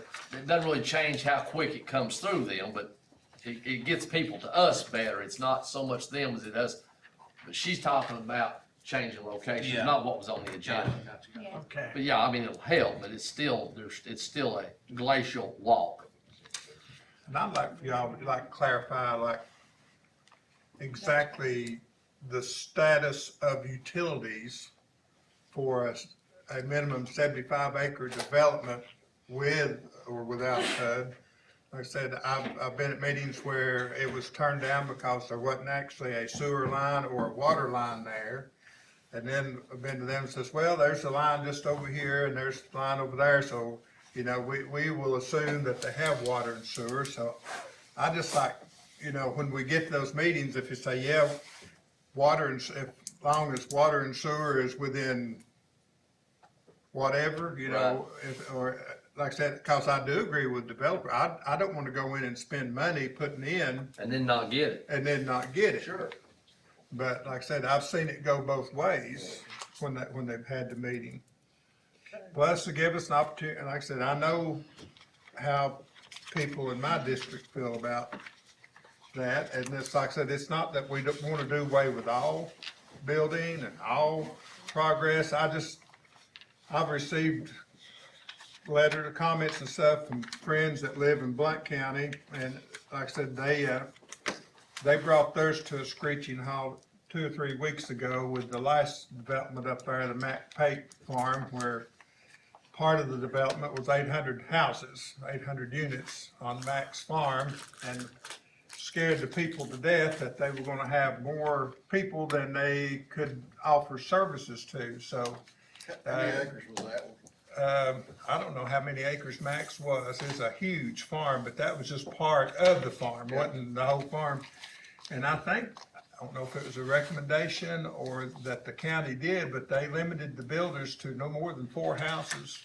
4 permits a year. During this. 1 acre on the PUD? No, 4 a builder can only get 4 permits Four permits. forever. I mean, that's, For the year. yeah, for the year. I mean, that's unbelievable, And right? if you've been through, like I said, well, part of, City of Maryville and Alcoa are not extending any kind of sewer services in Blount County up there. And like I said, they continue to build just, it is unreal. Like I said, I grew up in that area. And like I said, it has changed dramatically. I know we're not anti-progress. I just like, it's kind of like driving a car. I kind of like to have a steering wheel. You know, so you know where you want to go and how fast you want to get there. And I know people out there, their jobs is to build houses and they want to build as many of them as they can and sell as many of them as they can. But I find it ironic that the reason so many people want to come and live here is the very thing that we want to try to destroy by overbuilding and oversettling. And I know people we want to provide houses, but we need to be able to manage it. And then also you want to look at, what about the people that own the property? Can they sell it? Yeah, they can sell it, do whatever they want to. But, I think more government, huh? Didn't last week, or 2 weeks ago. Well, that's Well, they because the can't will. sell it. Oh, no, like I no, said, he can still sell his property. He can sell it, He can sell it tomorrow. Yeah. but like I said, there's always two sides, and I think the people that live there that don't want it have just as much right to say about it as they do. Well, I think we have to have a plan, I agree with you. We have to have a plan. We have to have a solid plan, and people in every community, including the fourth district, which is probably the most vulnerable of all. We've got a lot of undeveloped property sitting out there. But we have to have a plan that people understand what the rules are, and then we can move forward. I think right now it's just way too wishy-washy. So, Vic, can I ask you a question? Yes. You think people ought to be able to just come on your property and tell you what to do with it? They don't like, what you've got, you don't like the color of your shed or your tractor, or your outbuilding, and they should They tell probably you. could. They get to express their views. You live in a little city, they do. Yeah, what I wanna build. Well, we're not talking about that, Van. If you just let one other person talk, just a little bit. Hey, man. We're just asking him a question, how he feels about somebody else telling him what to do on his land. It has nothing to do with Little It City. just depends on if you look at the impact, it would be like, I decide I wanna build an adult entertainment business I'm not on my talking about that. I'm property. just talking No, about no, the I mean, regular stuff on your I'm property. saying, well. Not something outrageous or over the top that Okay. would never happen. Put a- Just your barn's too high, your barn's falling apart. Do something with it. We've not addressed any of that. I mean, that's But you not, told somebody else what they house. could do and couldn't do on their property. That's but would you want somebody coming on yours telling you what you could and couldn't do? if we didn't do that, then the state of Tennessee wouldn't have enacted the state laws, Tennessee Code annotated on zoning and building and what constitutes a house and all that, to give you some direction on what you can and cannot do. So you didn't, but You still What- didn't answer you didn't the answer the question. What, if I wanted to paint my barn? No. If I wanted to sell, You're just dodging the, do you want somebody coming on your property telling you what you can and can't build in I there? think that's it's not really a fair question, but I understand that. I think, it could be able, but thing about it is it all right if I come and build beside you? What if your kids wanted to come build on your property? I will And you, deed- and you had, I'll but deed them you the land. didn't, I know, you would, Mhm. right. But you didn't have the people around you start saying, wait a minute. You don't want any more of those Satterfields in We here don't, for sure. we don't want you building that close to think us. they ought to That be able doesn't to tell you have that? anything to do with last week's and the last meeting. That guy wanted to come in and put almost 200 houses right smack dab in the middle of two farms on each side. Well, I'm just That's a asking. whole different than somebody wanting to come and paint my dang barn. I didn't say paint your barn, I was Yeah, saying or building if your I- foot If I should have a paved driveway versus a gravel It's driveway. your No. property, you It's want your somebody telling you what to do with it, yes or no, it's that Still simple, didn't doesn't matter answer what, questions. what you're doing. with it. You can't do that in the city. If you go up there and own What does property it in have the, to do no. with the city? I'm saying if I own property in downtown Lenore City and I wanted to go up there and build something, whose permission do I have to get to build? If I wanna build something on my property, I have to come down here and get permission from who? And a certificate to build. And like I said, anyhow, That's, all I Alright. was saying was if your kids wanted to build and That's you not had the put them on their houses and somebody beside of you said, hey, wait a minute, I don't want 3 more houses right here on our that's land. apples and oranges. 3 houses and 200 houses is a hell of a lot of difference. But that's not, my point is that close and That is- building your, that is somebody could irrelevant. object. Have you lived close to anybody in your lifetime? Yes, I have. Okay. Did they object to you living to them, next to them? Yes, they did. I've had objections. I Sure didn't it was want you, my sure it brother. was you they objected to. I was the one objecting. And I see where Coach is coming from. I do too. I see where he's But coming I from. think he And- needs to see where other people are coming from But too. I think we have to have a plan, and I think that plan has to be put down, and we need to try to follow the plan. And if it's a 400 acres for a PUD, if it's 200, if it's 75, if it's, whatever it is, we have to come up with this, it's our responsibility to come up with a solution. and I think.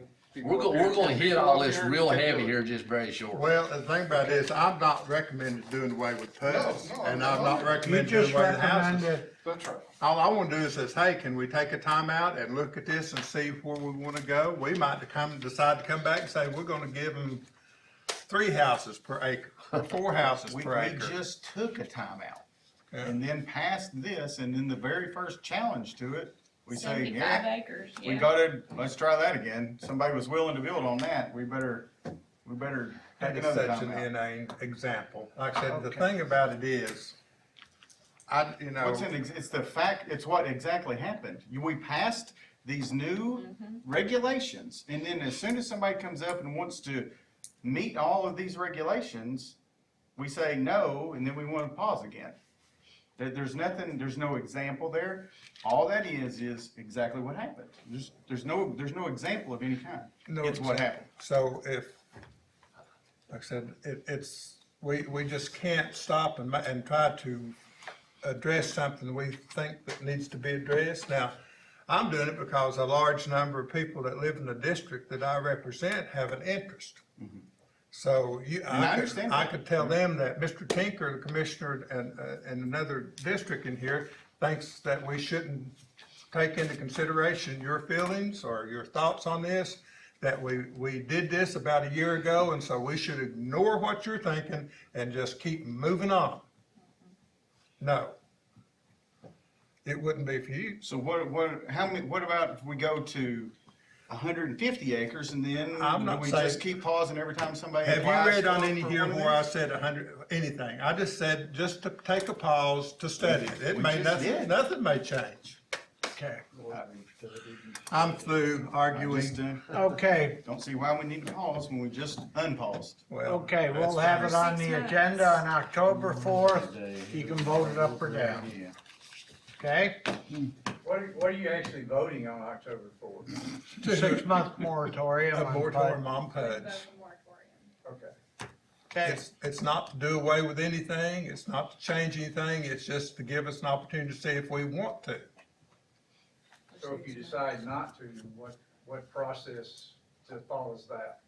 If we If decide, you decide not to have a moratorium, well, they Then can, it stays they'll as just it is. stay Stays like as it it is. is. 2.5 houses an acre, any way they want to arrange them, anywhere they want to put them. all right. Kelly, take us through, Well, I don't think I have to give a solid waste update, because I think I pretty much so did. all right, So, I'm gonna go to my employee salaries. I just had a little information, take it from Cassie, sir, that I wanted us to consider. I got a little information from Tracy and we talked about it, and I know with the passing of our budget, we had given all employees $1,000 except elected officials a raise. Yeah, they got $9,000. Well, I'm not Elected talking about officials. elected officials, this is off the table on elected officials. So, I got to thinking about this and talking to some of our offices, that we're having a big turnover of people that get employed in the county.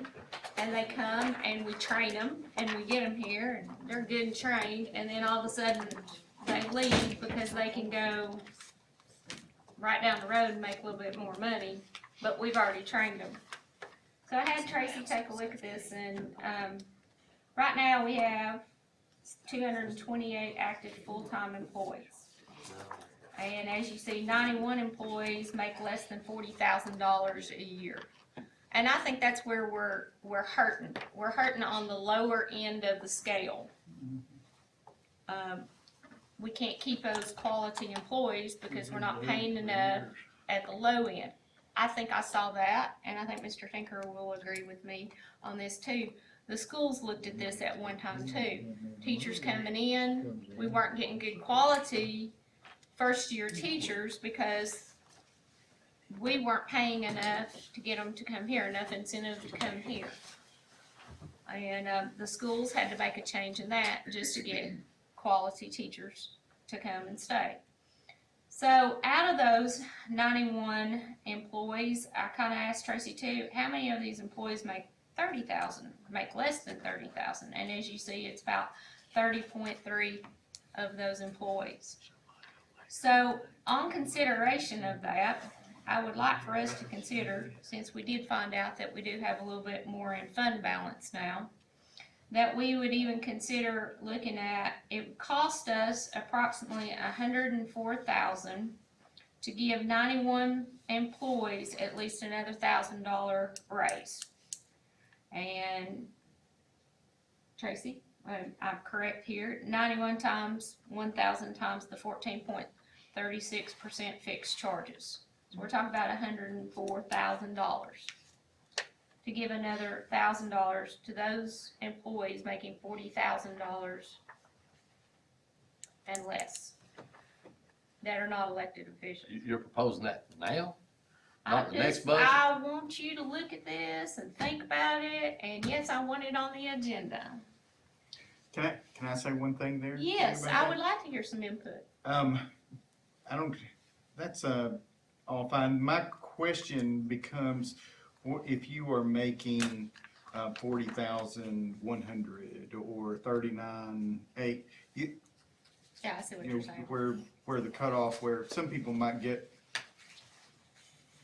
we're just miss out, that's, I'm sure Tracy and might maybe give the they're number not there. that close or that many people, and it wouldn't affect. There were a few, I looked at wages, I looked at annual wages, and there were a few annual wages that, well, like you said, it was 40,500. Yeah. Or Well, 30. I think and ultimately not moving included. forward, something we need to address, we should have addressed a long time ago, is our starting wages. If it hadn't been for Lisa's lawsuit, we'd probably still be sitting at $10 an hour. We should be competing with Chick-fil-A, we should be competing with other quality jobs around us. Mayor, I agree. I Chick-fil-A is think not if you start there and you elevate that, and then everything works off of that scale. Mr. Mayor, if I remember correctly, and I mean,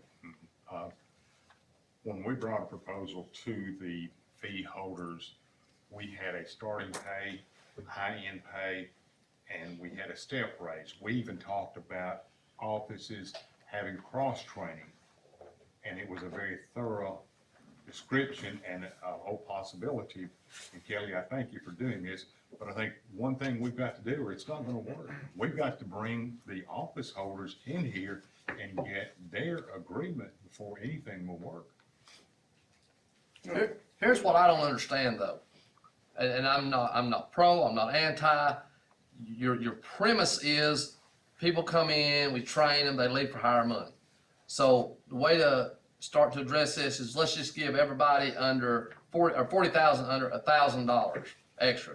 That's not gonna solve that issue. That's not enough money to say, well, I got another job over here at Chick-fil-A. Buddy loves to use a Chick-fil-A, and I know why. I know why he likes Chick-fil-A. They pay better than we do. No, you like what they sell. They don't know that either. But I mean, another $1,000 isn't going to change that narrative. If they weren't happy, we're at 40,000. I was trying to start out a little small, Well, because I knew I wasn't getting anywhere. Hang on a minute, hang on a minute. Well, but $1,000 is $1,000. Well, we already gave them 1,000, Hang so on. you're talking What- about 2,000. Where does this end? I mean, if this is logic, if the goal is to keep people here and keep from having turnover, and the turnover's not in every office, it's just in some offices, some worse than others, why not $10,000 or $20,000? I mean, well, I don't understand the logic of $1,000. I don't know where you just pick that number out of the air. Well, I knew And- we had given $1,000. Where did you all pick the number out? Because it was a percentage, and the lower end got more out of that one than the upper end did on if we just gave percentage raises. There was logic behind that. Okay. But now, is there gonna be any additional qualifications for employees?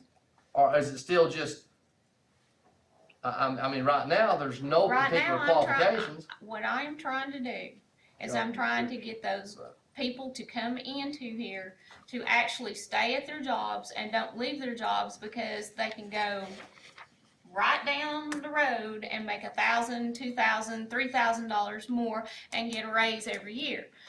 Taking for Carrie's office, and Tammy will tell you, their turnover is big. You get them trained, they can go where? They can go anywhere, can't they? You got, that you can go to a car dealership and make more money Well- than they're paying them here. Okay. And it takes about 3 years to train somebody in our office for them to I got my fully hand raised. understand the Oh, job. I'm sorry. Well, you're supposed to say chairman. Adam has his hand raised. Well, he was Yes, Adam. interrupting me. Why don't we, instead of this. And that's why I'm not saying that this. Well, my question is, what about retention bonuses? If they stay for 2 years, we give them X. Why don't we look at a retention bonus? Give them a raise. Because That- a that- bonus, I can tell you one thing, because a bonus does not affect your retirement. It's also taxed at a higher But unless rate. you're gonna retire in 5 years, it doesn't matter. But a bonus does not help your retirement, and you have to look at long-term too. with the $1,000 raise, are we talking about them actually realizing $1,000 and the county picking up the tab for the?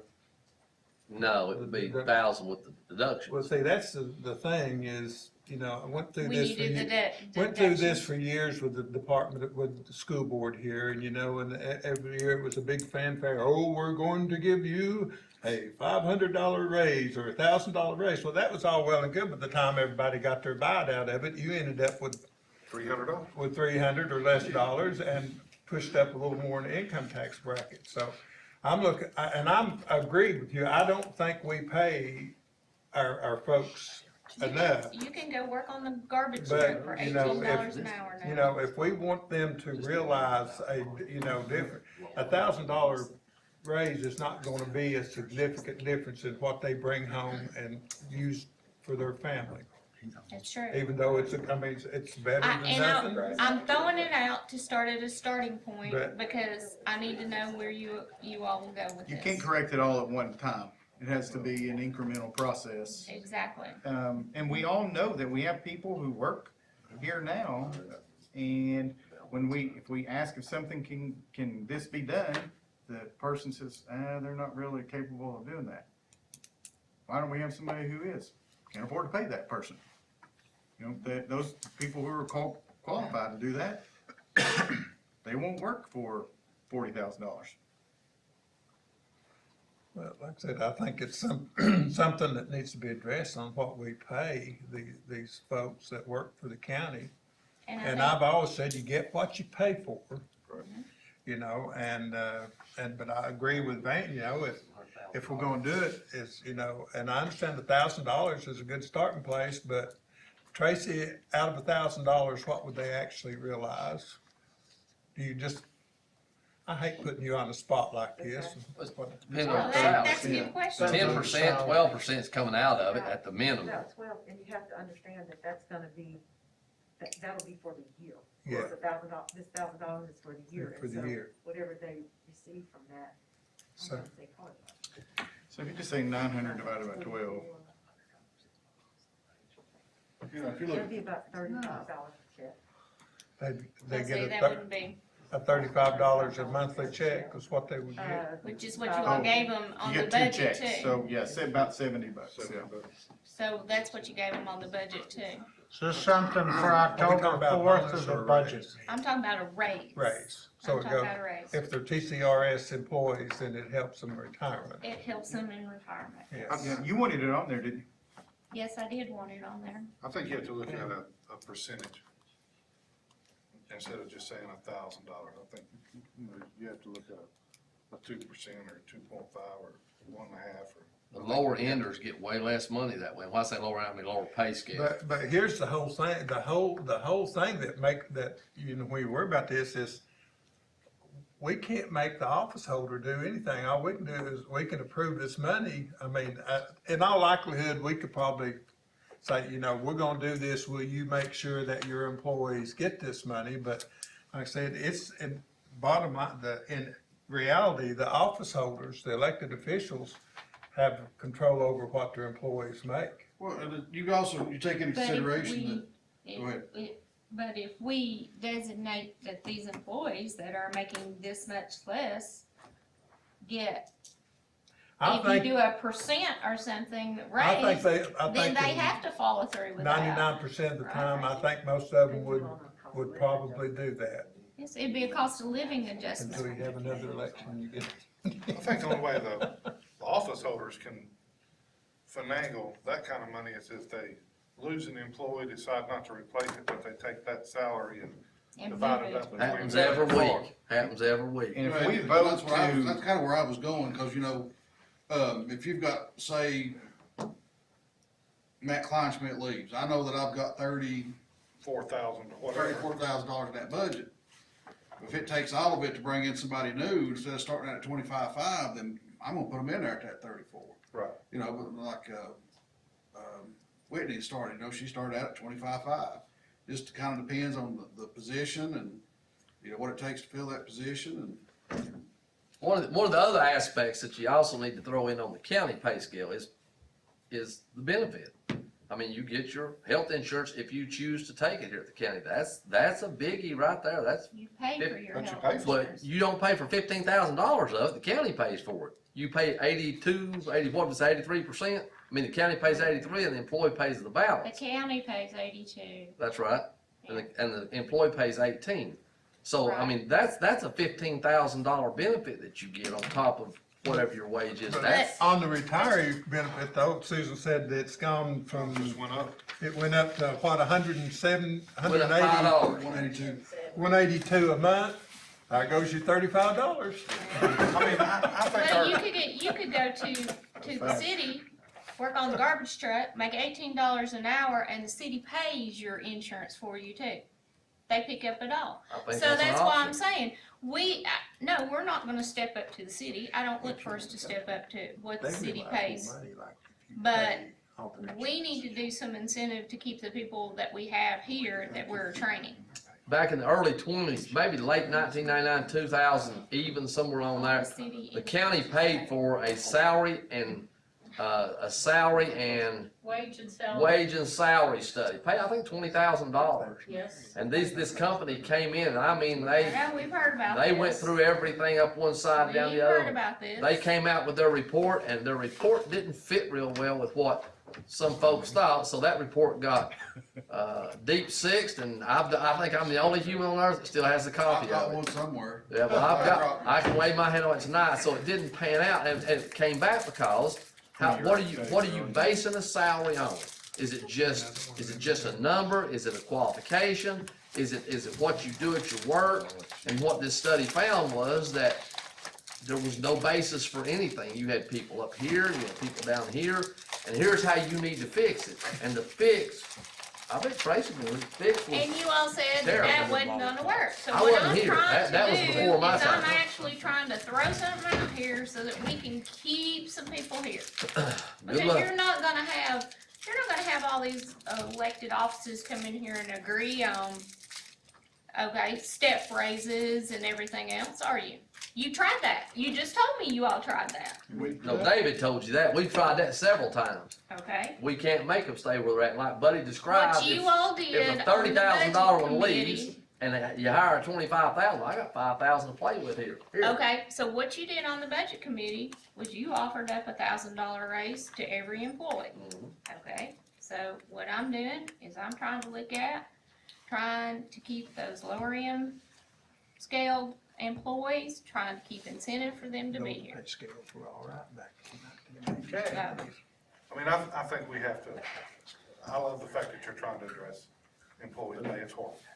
yes, It's horrible. it is horrible. And in today's economy, and the businesses are out here, they're all struggling to keep people, and they're all having to reevaluate pay scales. That's right. That's definitely not exclusive to Loudon County. No, it's Nobody across the gets country. that. It's across the country. Our recycling center guys, they're out in the heat, yes, there's nothing backbreaking about it, and they make about the same as our animal shelter, who are elbow deep in fecal matter on a daily basis, usually 4 to 5 hours a day. I wouldn't do it, and we wonder why Miracle can't keep anybody. You used to do it. I used to do it, but I got paid more than what they make now, and that's been a long time. Yeah, like I said, I agree, it needs to be reevaluated. So what do you think that input here? Should we look at a percent raise? In my opinion, it should be a percentage. Take your calculator there and But if do. you do 2% on 30,000, that's $600. I was gonna say, if you'll do the calculator. Yeah. Yeah, that's what I'm You gotta saying, get the we're money. not, Could it be, if we're gonna say, $1,000 raise, could you look at a percentage, and if the employee that, you know, I'm just throwing stuff up. That's what I'm asking for, Do you throw pay- stuff do you out. pay their insurance and give them an extra benefit? Do you, I don't know what the numbers are, is it? all I think that has you to give be looked retention at. bonuses. When they're here for 2 years, you give them $1,000 bonus. When they're here for 3 years, you give them that's how you get them to stay. They know that these bonuses are coming. Well, plus sometimes, But like a I said, bonus when, isn't a reoccurring. when you furnish things like if you pay It is when they meet 100% of certain the qualifications insurance. for staying, yeah. I They're mean, here for 3 that's years, an anchor 2 right years, 5 there. years. If you work with somebody that's paying 100% of your health insurance, 82 ain't bad. not bad, but Not I'm just, bad.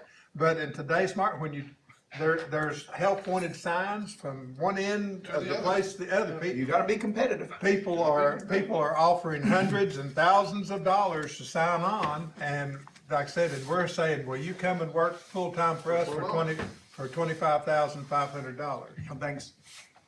You want this proposal on October 4th? But it costs. Yeah, we'll hash it out. Yeah, Kelly? we'll hash it out, yeah, We're about to break, Chairman, if we get this done. Wait a minute.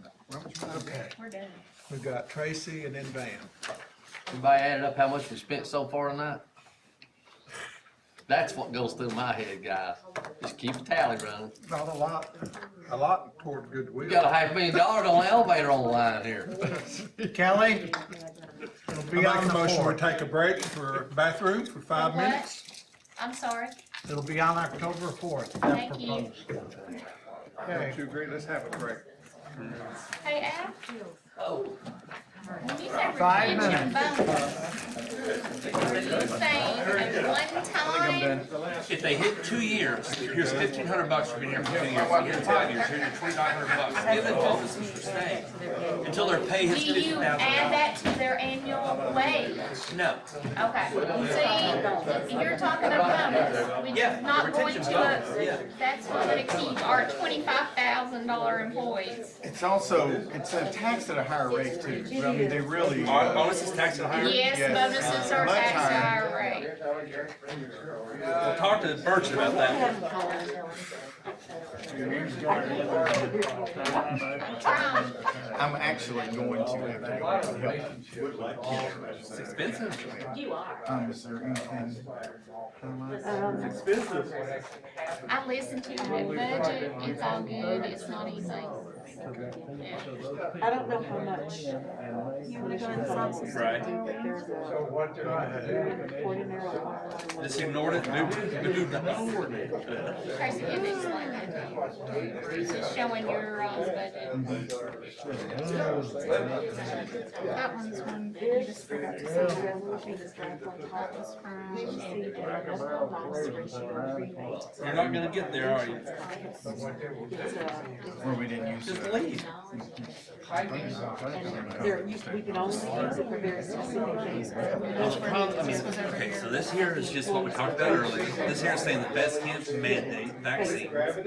This here is her budget recommendation. This is gonna be the longest discussion of future development in Loudon County. That was gonna take a while. You better just go ahead and leave.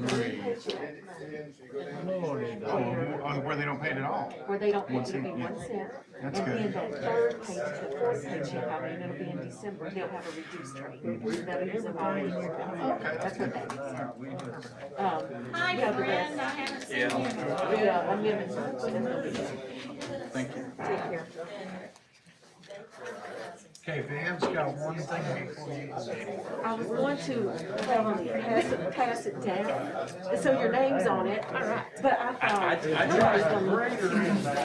So I'm glad. Are you good? T-double-S-double-A, what's your shirt say? What is it? Teacher, what's your shirt say? It's an organization. T-I-triple-A. I'm a little tired. We'll miss you. No, I said I am a little tired. I am a little tired.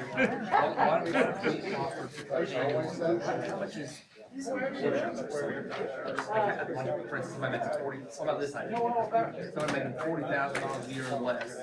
We agree to cover the hard Well, it depends on the level of coverage. Yeah, or their spouse may have it. Insurance is tough. I gotta go, I've gotta run. Insurance is tough. Hey, lucky man. I've gotta go, sorry. TI AAA's out.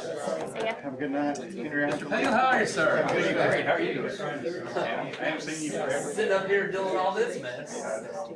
Well, it's interesting. It's something. Well, Thank you, sir. how you do? Good to see you. Good to see you. I haven't seen you in a while.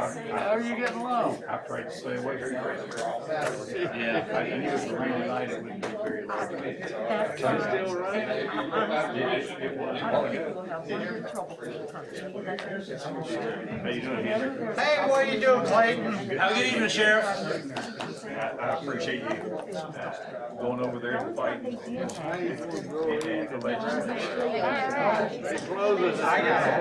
He's chicken and dumplings, right? That's what I want for that. Oh, you didn't I'll stand keep it in my bag. We'll have it. How's that? I stand up. Thank you.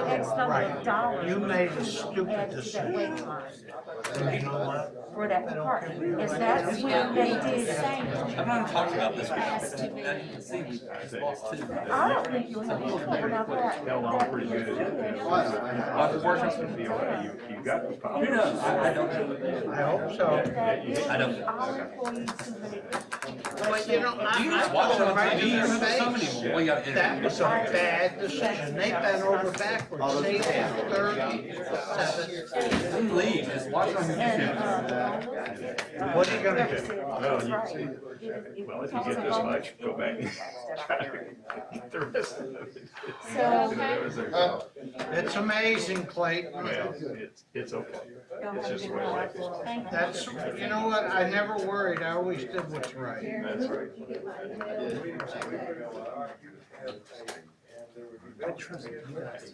Hey, how are you, sir? Thanks. Thank you so much for the phone call. That made me feel so good. Hi, Susan. Hi, Susan. And then somebody followed her. Get him jerked out.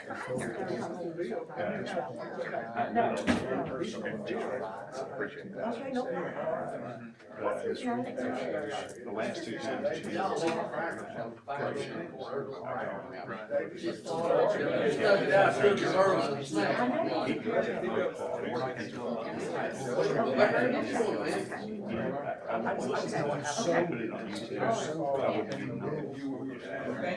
We're having them streamed.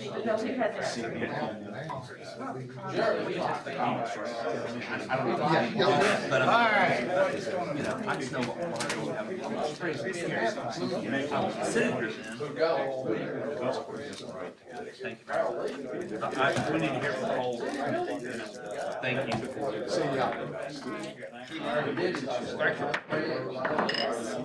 Okay, Coach, Dan, I'm here. Where you going, man?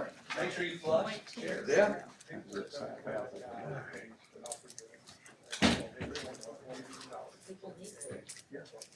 See, if we had them electronic voting meters, we'd already be done, wouldn't we? For $15,000 a year. Right.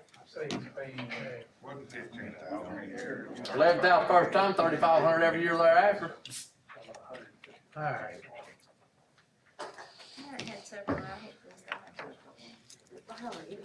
I'm totally eating mints. I thought you were eating. I'm eating mints. You on cracker? Tracy, there's snacks back there if you want something. A whole bunch of stuff. Water, drinks.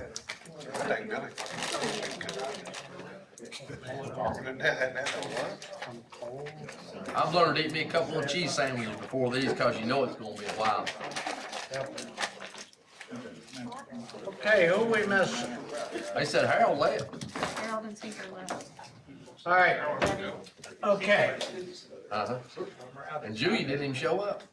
all right, where's Buddy? We don't need Buddy. Huh? No, I just said I'm going to my chair. Going on a 12-hour day. Okay, we're gonna call this back to order so we can keep moving on. Next up is Van Shaver. Does, Federal taxing. we all know, and I'll make this as short as possible, we have employees, we've talked a lot about our employees tonight, that are very concerned about this. I've had some call me, are we gonna have to get the vaccine? I said, not under my position you want. I said, I can't speak for the entire county commission. But with Biden's 100-employee mandate, that falls directly on Loudon County and the school system. I'll assure you right now, not only will I say, oh, heck no, we're not gonna require one, I think we need to put something in a document form to assure our employees that we're not gonna do this to them. Whatever form anybody thinks we might ought to do that. And as far as that goes, I'm not sure we say we won't support any mandatory vaccines, masks, carrying cards to prove who you are, where you are, and if you've had your vaccine and all that sort of stuff. And of course, what they've done, they know they've overstepped their boundaries on this one, so they're fixing to put this under an OSHA regulation to call it a workplace hazard. And they will come along like any other OSHA violation and say, okay, by golly, Loudon County, you didn't mandate your employees, so every one that you got, and I'm hypothetical, every employee you got that's not vaccinated, it's gonna be $100 a day fine per employee till you require the mandate, you know. The other thing is, we've got our $10 million sitting out here, and if you want to go online, you can read the stories that the feds are going to come along and say, we'll just cut your $10 million off. My statement to that is, keep your $10 million. I'm not going to be a part of mandating. Do we need to put that in the form of writing to our employees? I'll give you my opinion, for whatever it's worth. I think we're a little early for that. I think you need to let the system work itself out, see what happens for a little bit. I agree with you 100%. I don't think as a county commissioner sitting in my chair, I have the right to tell you, you have to stick a needle in your arm.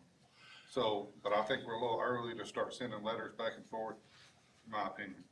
And then one thing too, and I concur with you 1,000%, but on OSHA and the federal government, the way they're operating right now, with the school system, what if they say, you don't comply with this, we're gonna cut your federal funds? And they may do that. Exactly. They may, and then I think every school system will have to make that decision. Okay, so what do we do? Ultimately, we all know it's going to go into litigation. Sure. So okay, let's forget about letters. Let's say at the voting meeting, I'll go ahead and ask to have it be on the agenda that we vote that we will not have a mandatory vaccine for Loudon County employees. Policy. Put it in the policy handbook.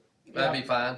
And that'll exclude the schools. They have their own elected officials, they have their own school board, their own thing. But we need to say this to our employees very firmly, that we're not going to participate in the federal vaccine mandate. I've crafted a letter right now to President Biden. Talked with Mayor Jacobs in Knoxville. Very similar to his, but it's gonna be different. Loudon County will not participate nor be a part of their vaccine. And I don't care if it's the President, the Congress, or Senate, and I will not make any of my employees make a decision to feed their families or get a stupid shot. I'm vaccinated, wish I hadn't, but I am. But I went ahead and did it because my wife wanted it mainly, but nonetheless, that was You my know you're on ultimate. camera blaming Well, I your know. wife, okay. He won't have dinner without him.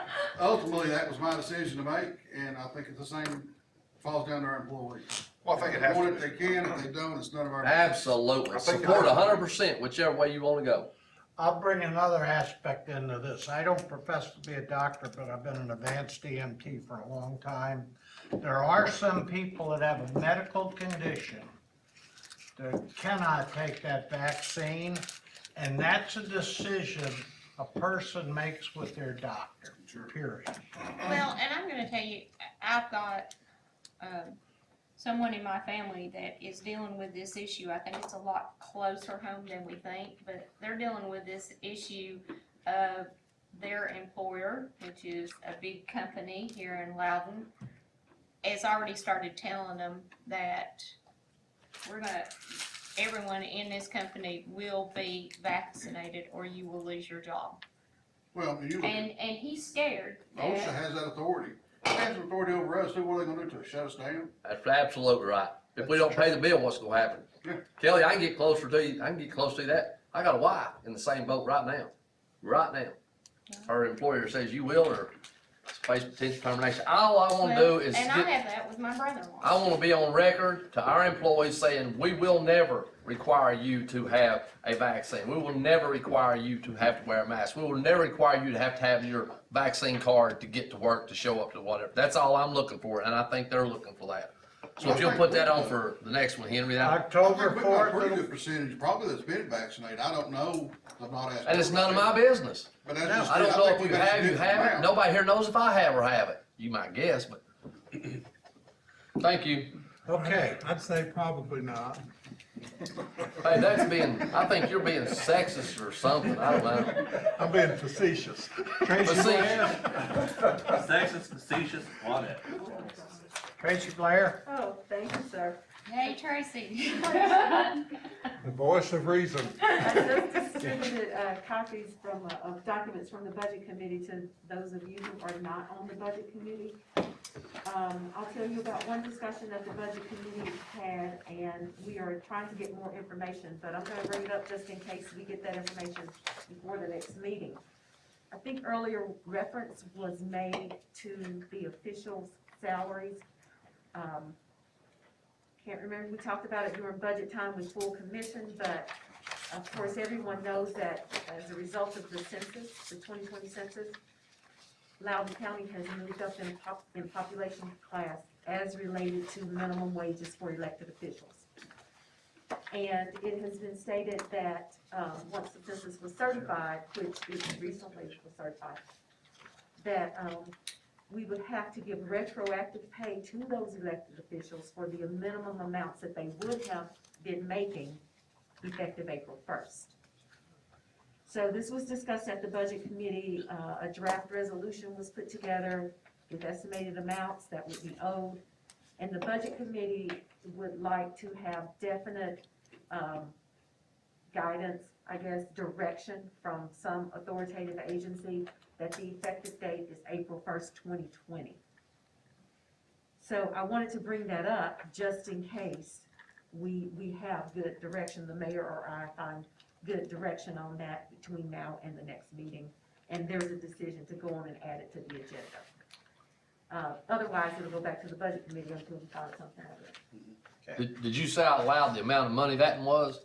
I did not. $149,000. $149,000. And so what it would be the difference between the amounts that the elected officials were paid at the FY fiscal year 20 amount between April 1st and June 30th. And then July 1st, 20 through June 30th, 21, it would be the difference between what they made in that fiscal year. So there's quite a bit of calculation to it, but that's something that I guess will be forthcoming in the future. okay. Maybe. You have a resolution, a draft resolution that's related to something else. Loudon County received an $82,000 medical loss ratio rebate. And under the Affordable Care Act, insurance companies are required to rebate to their policyholders if they don't spend at least 85%. I really don't know how often this is calculated because the years that came to us, it wasn't recent years, it wasn't like last year, it was several years ago. But there are federal limitations on how that money can be used. The Budget Committee is recommending one approved use of that, and that is to reduce employee premiums in the current year, employees who have health insurance. So the draft resolution that's before you is authorizing that county employees will only have to pay 1 penny for their health insurance for 3 paychecks in November and then 1 in December. And then that next check in December, their contribution will be reduced, and that will use the entire $82,000. This is only for the employees who have health insurance, of course. There are some employees who, for whatever reason, if they're set up for some back charges that they owe, this doesn't affect that. But that's the purpose of this resolution. And so you have a draft. If you have any questions about it, just let me know, give me a call. All of the budget amendments are self-explanatory. If you have any questions, please call me. I requested a discussion on the American Rescue Plan. This is the $10 million that the county is eligible for from the federal government. We are wondering if you know, what other requirements will go along with that. We will be in webinars. They started last week, every Wednesday till about Thanksgiving, with directions and instructions on, you know, how to utilize the funds. And of course, I'm very concerned that we do everything according to requirements, both federal and local. And one of our county requirements is that all grants will be approved by county commission. You approve application of grants, you approve acceptance of the grants. And so I requested that the budget committee recommend that that the county accept these funds. Not to run ahead of any requirements, not to do anything except to make sure that everyone on commission is on board with whatever it is that we have to do with those funds. I stated in the budget committee that I don't want the mayor and I to get into a position that we're being directed by a state or federal agency to draw these funds down, but county commissioners are not good with that. So that will be on your next agenda. I'm gonna try to draft a resolution just to kind of outline everything, that we're still getting guidance on it, but that Loudon County is accepting the federal appropriation that's been set aside. Nothing will be spent, or no projects will be paid for or anything without commission approval, because we have to have that for every project along the way. I just don't want anyone left out of the loop. And so that will be on your next agenda. We good? That's it? Pardon me? That'll There's be one on the more fourth. thing. You have this. I thought surely you wasn't gonna leave that out. Oh, well, do you want me to? No. No. You have this in your package of information. This is a summary of our year-end report. And Commissioner Cullen is on Budget Committee, and he heard the explanation. Commissioner Cullen, how much detail do you need to go into right now? Or do you want Commissioner to? We ended the year great, man. We got a great fund balance. We ended in the black where we thought we were gonna be in the red. She asked Cullen, not you. I thought she said anyone. No. I didn't know, I didn't hear color part, anyone. 25 cents, not the difference. Tracy, go into it, Oh, okay. go into it so everybody knows. Okay, after you get past the front page, I try to show you, what we were projecting. So I give you something that I hope will look a little familiar to you. It is the last page of the budget that was approved, that went to the state. And of course, that budget in the center column includes the 2021 budget. This is based on revenues and expense budgets. And the amount that was projected was $6.6 million at the end of the year. Well, because we received over $1 million more in revenues than was budgeted, and we spent $1.6 million less than what was budgeted, the total fund balance is $10 million in the county general fund. And how many times has that happened in history? Well, in my history, never. In our history being on here, never. Never. I would say that's never happened. When we closed the fiscal year and even the cash balance, and I've never seen it this good. And there's not been a tax increase in how many years? 2007 for the general Increase fund. in 14. Part of the revenue, Decrease in 14. Yes. half the When we revenue started. was from a source that we had removed from the budget, and that was household income tax, because by law, that was supposed to go away. We received $500,000 in household income tax. And I've got a little summary of the highlights as far as the revenues. So we don't need to look for that next year. Yeah, we backed it out of the budget, so you can see that even if that $500,000 had been in the budget, we would have been $500,000 closer. We get it this year. Yeah, I know, that's what I said. I did. And on the page behind it with the county general fund, I've given you a summary of the revenues, I've given you a summary of the expenses, the savings and expenses by broad category. The majority of the savings and expenses is from public safety, it's from the jail, because so much, over $700,000 of that budget was not spent. So the county general fund, and of course, now remember, this is not audited. I hope there are no huge audit adjustments. We haven't had big audit adjustments in the county general fund in several years.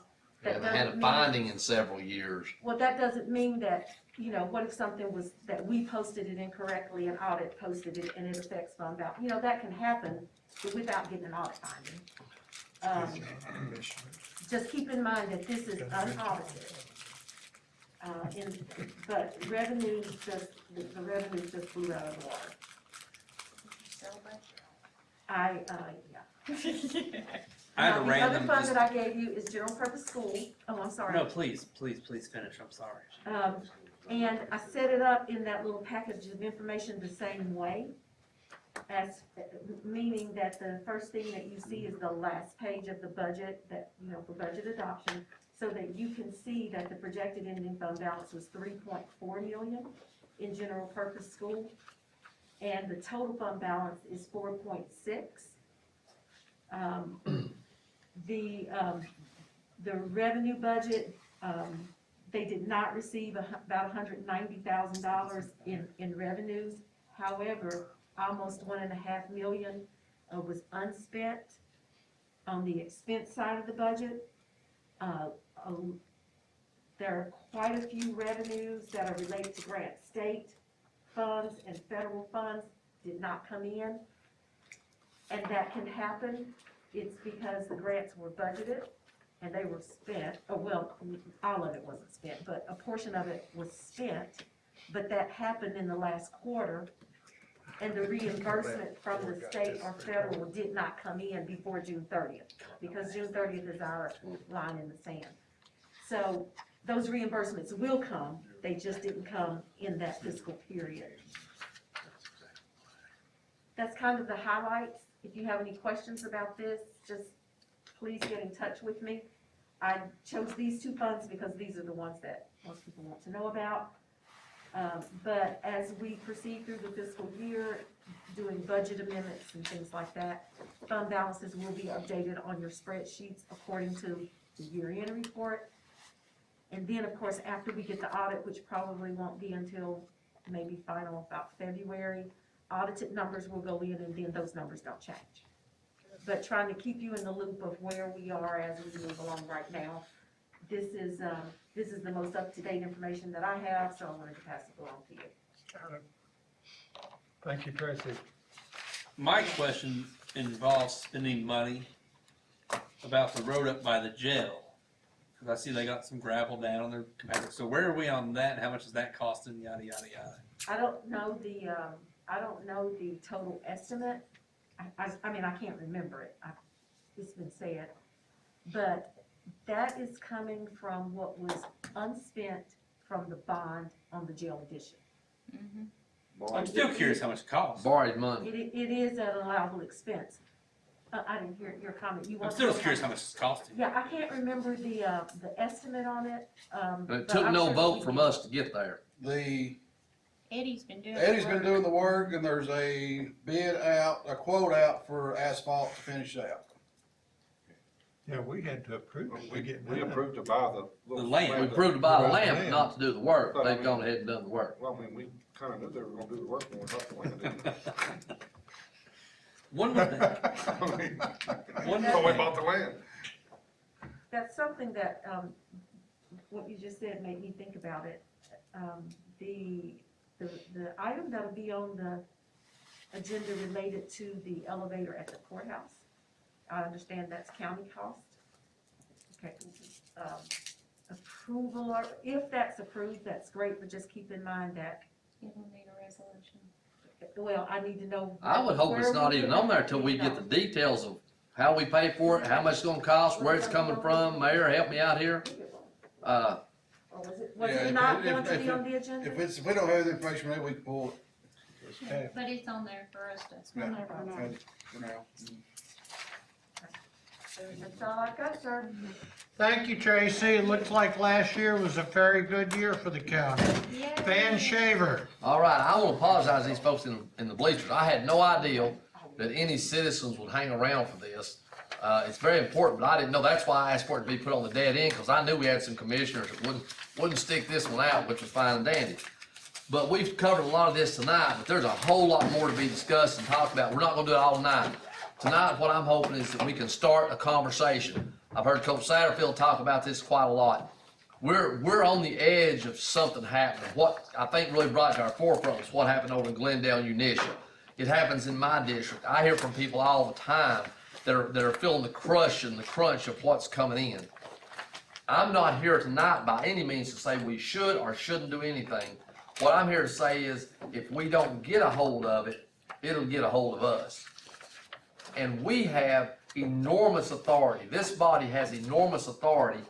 And this is from the zoning laws, from the TCA law, everything.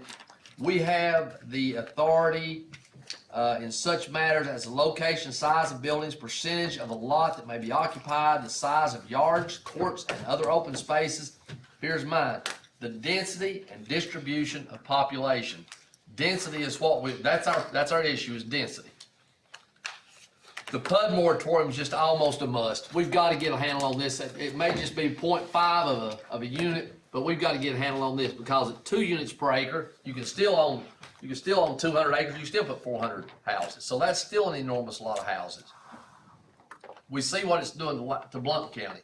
We see what's happening in Lenore City, and they're going to destroy all the school systems. There's no question where that's headed, and we'll pay the price for that. But at least we do have some say-so out in the county. So ultimately, what I'm hoping to get the feedback, I kind of plan to have me a community meeting up in my district at some point in the next few weeks, if I can get the time to do it and that sort of stuff.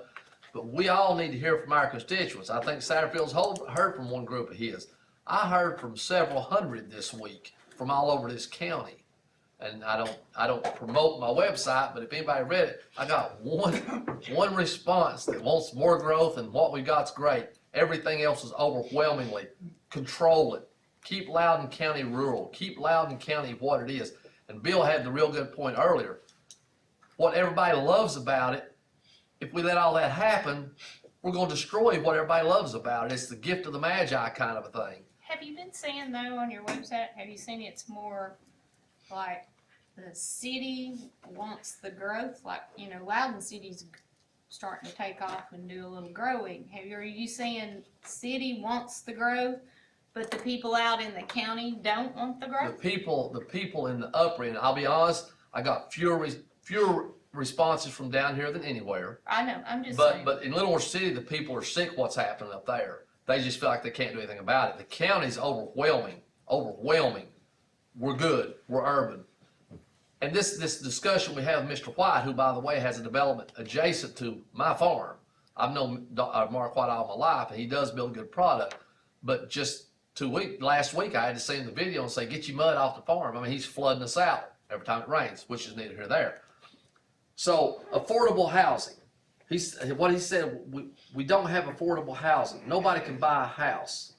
Well, that's not true. There's houses to be bought. It may not be where you want, it may not be what you want it to be, but you can buy a house at a starter rate somewhere along the line. If nothing else, in Lenore City, they've got a lot of it. No, you cannot. No, you cannot. You cannot. A starter rate is not. Well, I guess it's depending on what a starter rate is. Well, 200,000. You go to Harper Village right now and buy them for 210 all day long. No, you can't. Well, you can. No, you can't. They got the sign when you drive in the building. Anyhow, That must have sold already. I don't It want must have sold. That's one lot in the very back. I don't want to get hung on that one right there. $250,000. Have you told Tracy she can leave? Good. $250,000 houses are getting. I don't, and that's And low. that's a starter house for a 20. We know that's coming to an end. We know this can't go on like it has on these prices. But with that in mind, is building thousands of more houses gonna make them any cheaper? It is not. Are those developers gonna lower the price? No. No. I will say Harbor Village says home prices start in the low 200,000. Whatever that's what their website That's says. without a roof. Now, with the roof. That's before we build the building, that's the Yeah, one. you know, and I'm not second guessing any vote up here, whether you voted for or nay. But we're talking now even going below 2.5. If we don't want to use the 2. No, I'm just saying, just hear me out. Like, if the person doesn't want to do it, you a pub, they can go to an acre with no. And then that, we're going to talk about restricting it, because at some point in time, it becomes overreach on what we can tell somebody to do with their property. It does. If And I'll everything, tell you right now, anybody here from Greenback, I wouldn't want it in my backyard. I wouldn't want it in mine. I mean, I've sat here and fought one and lost before planning some 20 years ago. But at some point, we've got to find that happy medium, because if we don't see some growth, what goes up next? Taxes. You know, you sure? the growth will always be there. How did our tax money get to where it's at? Oh, Because he always says You that. can't argue it. 2.5 Yes, an you acre can has argue. forced our values up, Eight- which has forced our tax penny up. 15 Which years. has forced our median age up, and which has forced our young folks somewhere else. Yes, our young folks. So, are so, leaving. so let's look at a high altitude picture of it. Loudon County, right now today, and be honest with you, for the last 10 years, Loudon County unemployment is 0. Anybody that wants to work in Loudon County can work. Now, I'm not saying it's a $200,000 a year job. It's not an elected official job, but if you want to work, you can work. So, We can even get them to work at the $60,000. so again, here we go. We're in Loudon County. We got nobody that wants a job that doesn't have a job. So, do we need more industry? Because if industry comes, the people have to come. The way it's going right now, we're bringing people, or Lenore City is bringing people, mostly, and hoping some industry will follow. Well, our report tonight, Loudon County has $10 million fund balance. Never in history happened. So what's the benefit of more industry, of more housing? Where's the upside to this? I just don't want to see us to cut our nose off the spider face. We're not. We never have yet. And of course, we can't avoid the conversation that everything is driven by the cost of education. That's where it all goes. And unless you somehow, I'll be honest with you, Mark White's subdivisions, I'll bet you he's not got 6 kids in all his subdivisions, because these are large homes and mostly retirement homes. But that makes that perfect formula. Cedar Hills, up here where Cook's building at right now, that's not the case. Other developments, it's not the case. D.R. Horton's not gonna be the What? case Oh, either. absolutely not. I mean, D.R. they're Horton's coming going- out here, you know. And Lenore City's putting in over 500 new housing project units in this new phase that they're going through. Well, we've got that with no kids coming, with kids, cities are bringing the kids in, there's no doubt about it. Absolutely. We're educating 70% of them, so we need to see that growth for that tax penny as well. But you bring more kids. Mark White ain't here, how many Mark White bring out of how many homes? He's not D.R. Horton. If you're gonna bring, I'm not saying that, I'm saying from a county standpoint, the city's bringing them in, they're gonna come to the cities. Well, And and I we're agree with gonna the have to mayor. educate I them. mean, I agree with the mayor, the houses are going to come to the cities. So how do you steer the development more toward the cities and slow it down in the rural parts of the county? Because the folks that live in the Zoning rural parts policy. in the county, they don't want, they want their 5, 10 acre, 20 acre, 100 acre farms. And I understand that 100%. But the development is happening in the city. When does We need to steer it that way. the citizen have input on how it affects their neighborhood? They did last meeting. But that's the problem. And please, I agree with Coach Satterfield. He did Even though his you voted job. against him, right? I did. Because I'm sorry, I just had to do it that. met every requirement that we threw out there as a board. Because I it follows the rules agree and regulations. With that, it is his job to fight for his constituents. Yes, it is. And But I agree when- with that 100%. When do those people have a voice in what affects their neighborhood? But when do we, as a commission, sit down here and say, 75 acres, you need sewer, you need this, you need that, and then they come and they meet every requirement, then we turn them down, and then And we're That's, just that's sitting here. that's why I think there has to be something in our policy. Harmonious was the word, harmonious. Yeah. Something in the policy that when something's coming in that's gonna be as impactful as that would be in that neighborhood, somehow there has to be room for the community to have some input in what's gonna happen in their backyard. I don't want a hard fixed rule. But how do you define harmonious? I Well, mean, that- that's a great big You question. can't. I think that's our goal. Well, if you drive up 321, from time you get across the bridge, going toward Maryville, you will not see, from 321, you will not see 200 homes stuck together. Mm. And where this building is gonna be, you'll see Jeff Davis's farm, Chipper Ramsey's farm, and then on the other side, you got Dr. His sons, all of, you won't see a 200 house subdivision either side of 321 all the way into the city of Friendsville. So if you go in there and stick in that, it's not, even though it met, and like I said, and that's not the first time this county commission has voted against something that met requirements. That's exactly, no, I agree with you 100% with that. People say, so, well, it met the requirements. Yeah, it did, but this ain't the first time that No. we've turned something down. No. Or that it's not the first time that we went the other way. That's right. When the zoning commission denied and we approved. So that's my question. So, but before you go across that bridge, you have subdivision, subdivision. It just, So, how do you turn that development toward that, where they are, and protect the rural communities? When you start there at Emily's land, Lenore City's growth boundaries from Fort Loudon Estates, those are two of the oldest, if not the oldest, in the county. Fort Loudon Estates 1 and 2. And then they put in Emily's Landing, just like they done the rest, and they're stacked in there, look like Lincoln log houses, just as thick as you can get them, and then when you go into Lenore City, and like I said, they've got them on lots that are just, and that's fine, if that's where you want to live and you wanna buy a house, fine, I'm not, whatever you wanna do. But like I said, this country's built on kind of checks and balances and safety nets. That's right. So, the people from that community did not like that, even though there was very few things that he had to meet to get the permission to do it from the zoning board. But now there's, people forgetting the next step, which is probably going to do that, which will be go to the courts. And so he has an avenue there to go to court and get what he wants, and probably will, I don't know. But like I said, just because somebody wants to do it doesn't mean we need to roll over and play dead and say, well, go ahead, you're gonna do it anyhow. These people decided they wanted to be heard, and I spoke for them. And I'm glad you did speak for him, but I think the problem I have is when do we take the right to tell somebody else that they can't sell their property after they've met all the requirements that we set forth? And I understand the people That's around fair, didn't yeah. want it, and I understand that, and I feel for them there too.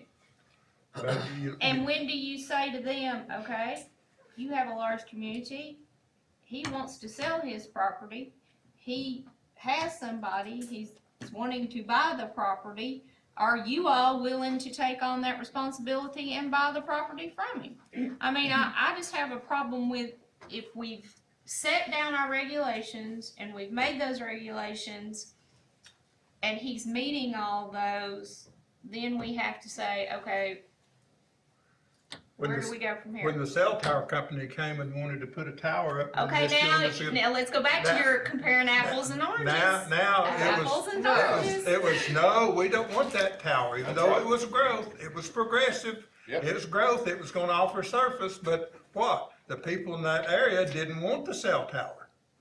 And There so was we only- denied it, Denied it, yes, sir. twice, we We denied it once, twice. and then asked for a 30-day. And then Stay. had a 30-day moratorium, had to Yes, sir. say, and 30 then days. proceed to build it, so. And then we built it. I understand, But there I was have only I have the same struggle too with trying to tell somebody what they can do with their property. Yeah, that's what I'm But saying. at the same time, we're all under that, even though if you own the property, when you wanna build something, you still have to get permission from the county or the city, and you have to pay for permits to build what you want, and sometimes they'll tell you, No, that's Yes, yes and that's why or we have no. those rules set That's why we out have- and We gave up. regulations. We gave And up a what we certain did level of was our we broke autonomy our rules and regulations and our went rights with to theirs. land when we adopted zoning regulations in 1971.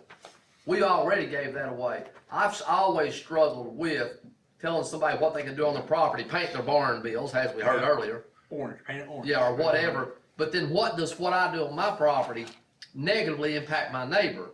When my gutters run off in his yard, when my dog poops in his yard, when I build across his property line, 1971 was the end of the discussion that you could do whatever you want to on your property.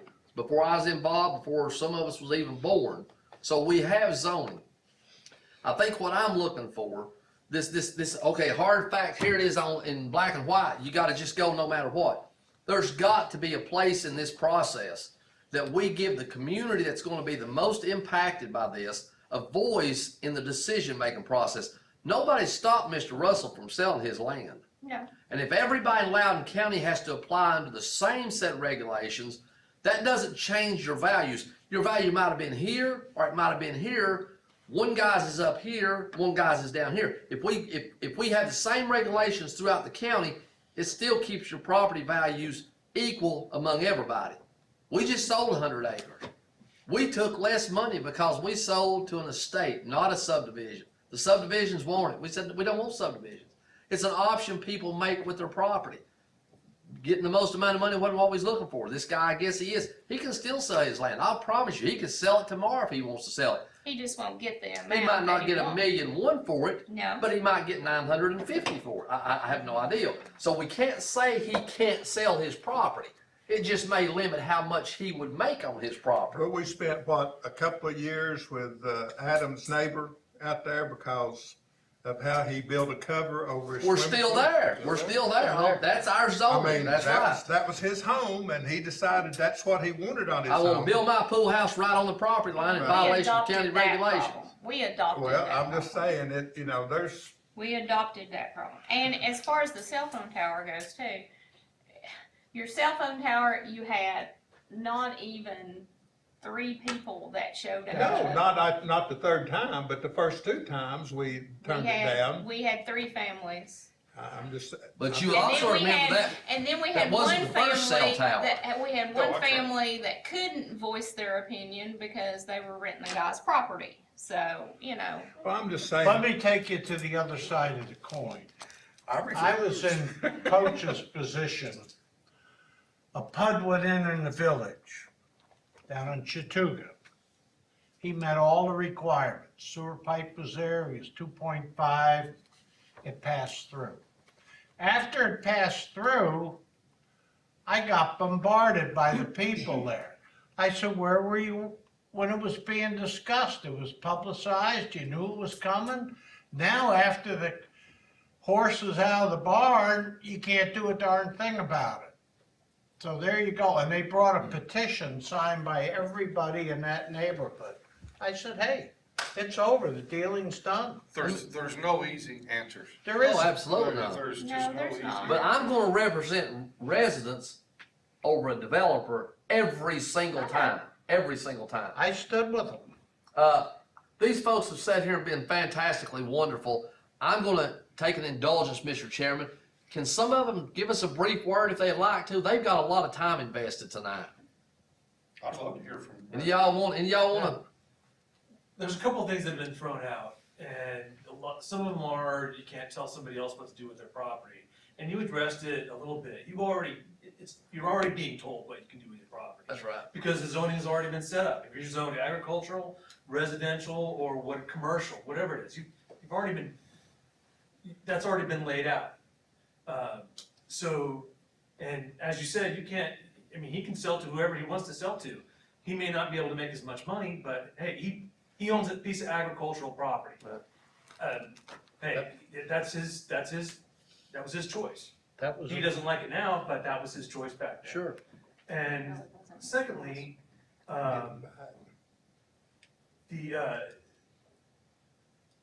there's an issue. I'm not sure if I don't know what any of your backgrounds or anything like that, but it would seem to me that anybody on the commission or in the zoning that has dealings in the real estate business, or is a realtor, or mortgage broker, whatever it is, they shouldn't be allowed to vote on these zoning issues.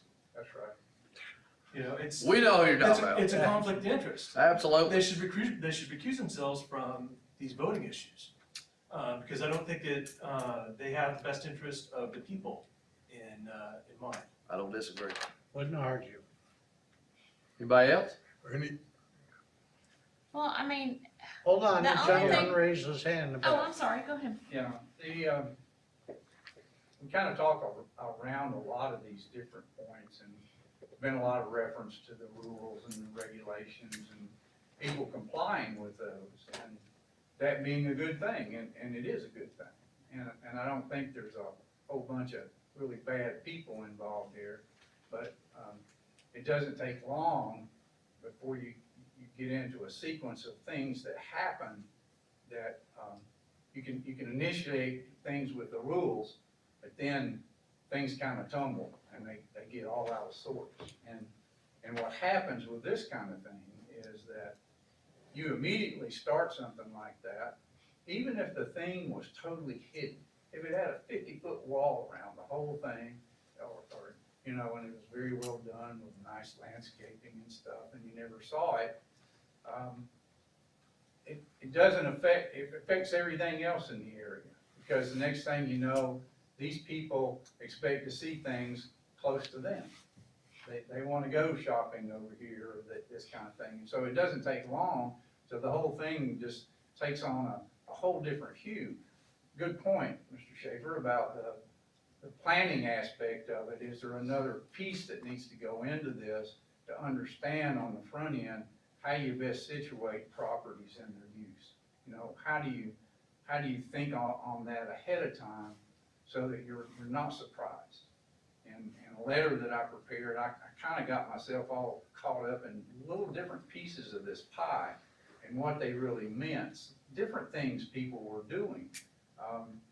Things like you have a development like that and people talk about, well, it's right out here on 321. There's 190 people, houses where people are going to come and go.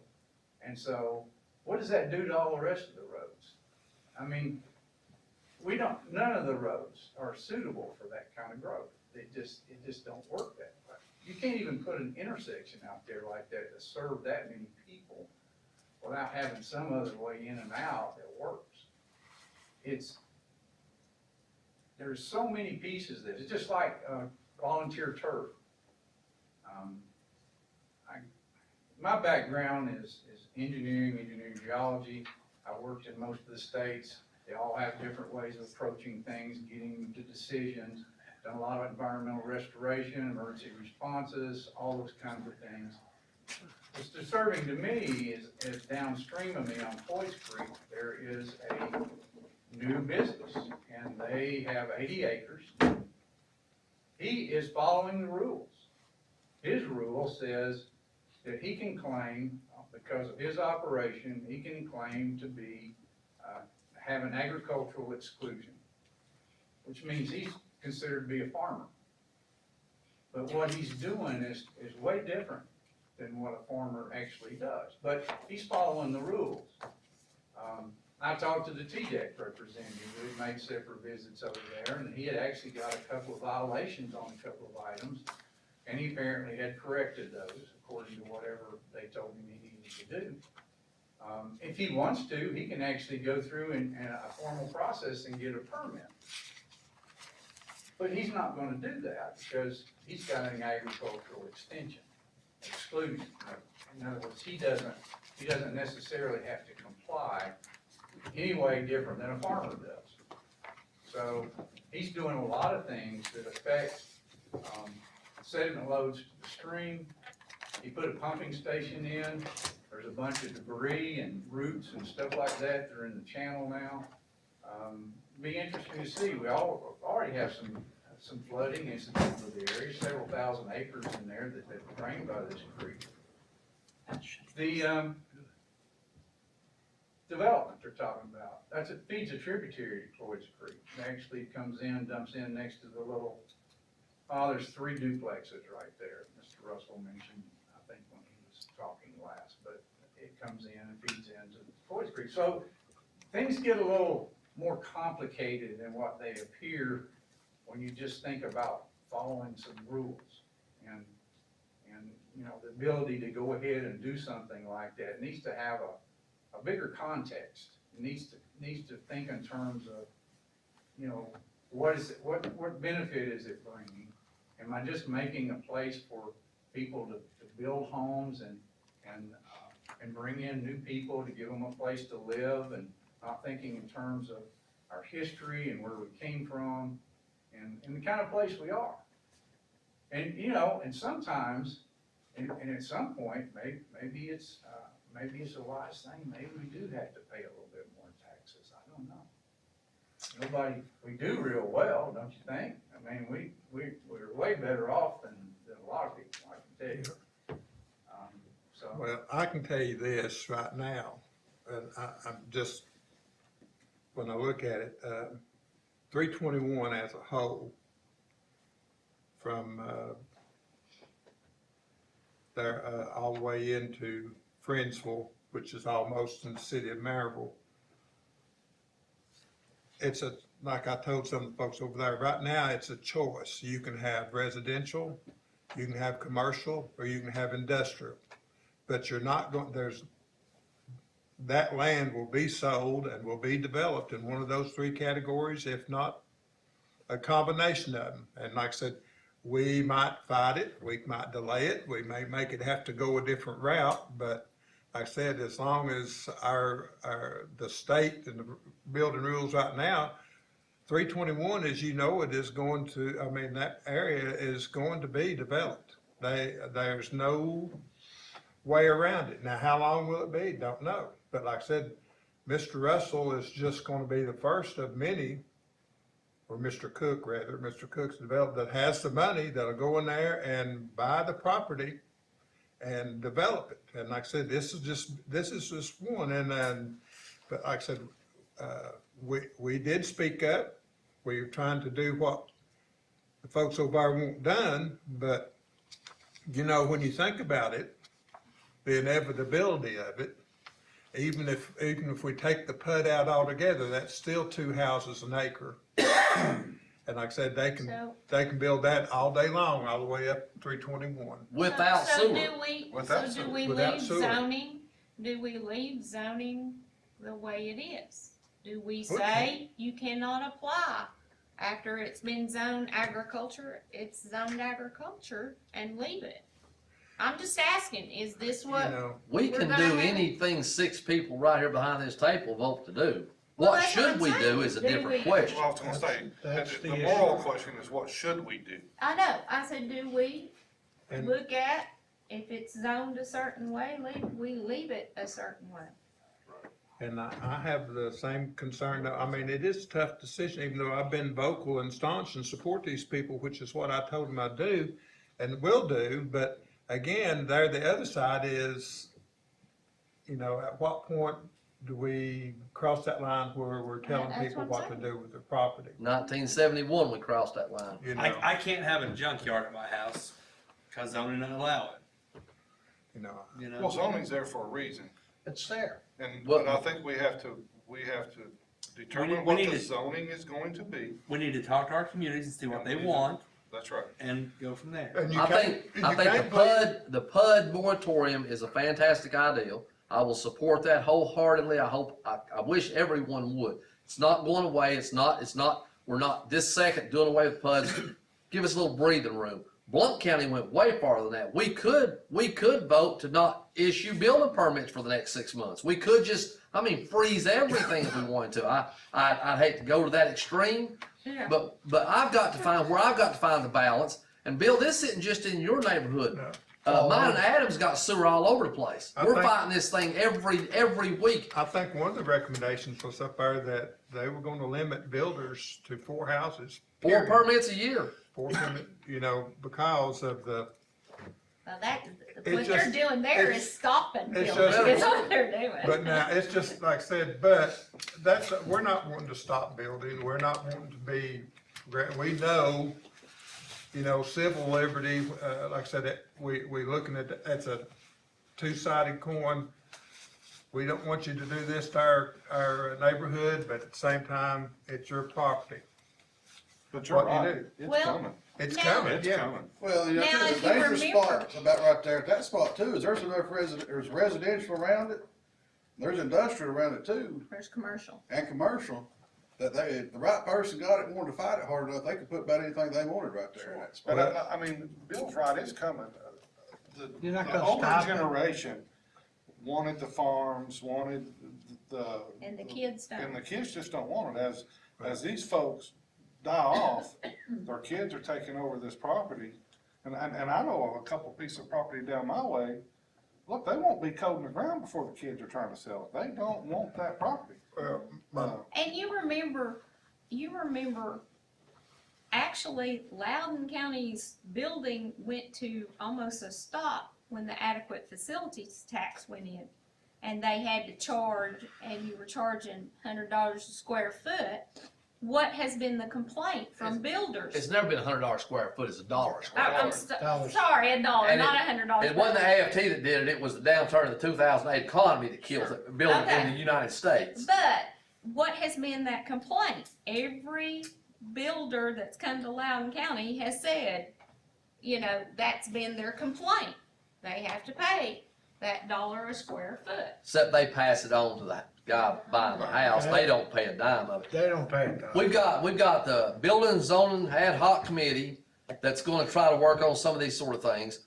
We definitely need input back from you all. But my big thing, my push all the way over, somehow in our zoning, I don't care if it's commercial, residential, PUDs, I don't care what it is, somehow the citizens have to have the ability to have input on what we do, what we allow in their communities. That's the one I wanna work on. The other stuff, we can pass the rules, we can say 2 per acre, 1 per acre, none per acre if we want to. We can do it all, but somehow the people most impacted ought to have a voice in that. And I'm not exactly sure how we do that, but I do like the harmonious word.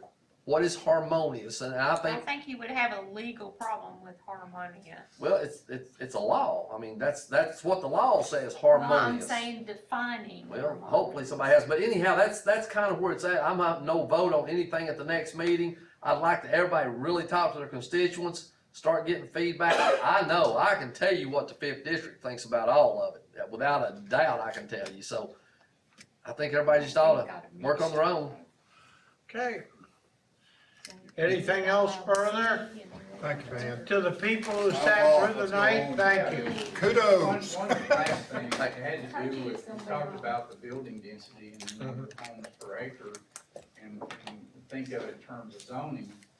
But one of the things that's always a moneymaker for a builder or a developer is when he can reside at a location and build more units, it's way more money in his pocket. And that's why they like to build at that density. It's not so much that the cost per acre or cost per unit. You think in terms of, okay, well, if I could put 3 acres, 3 houses per acre, and I paid $15,000, that's $5,000 a house.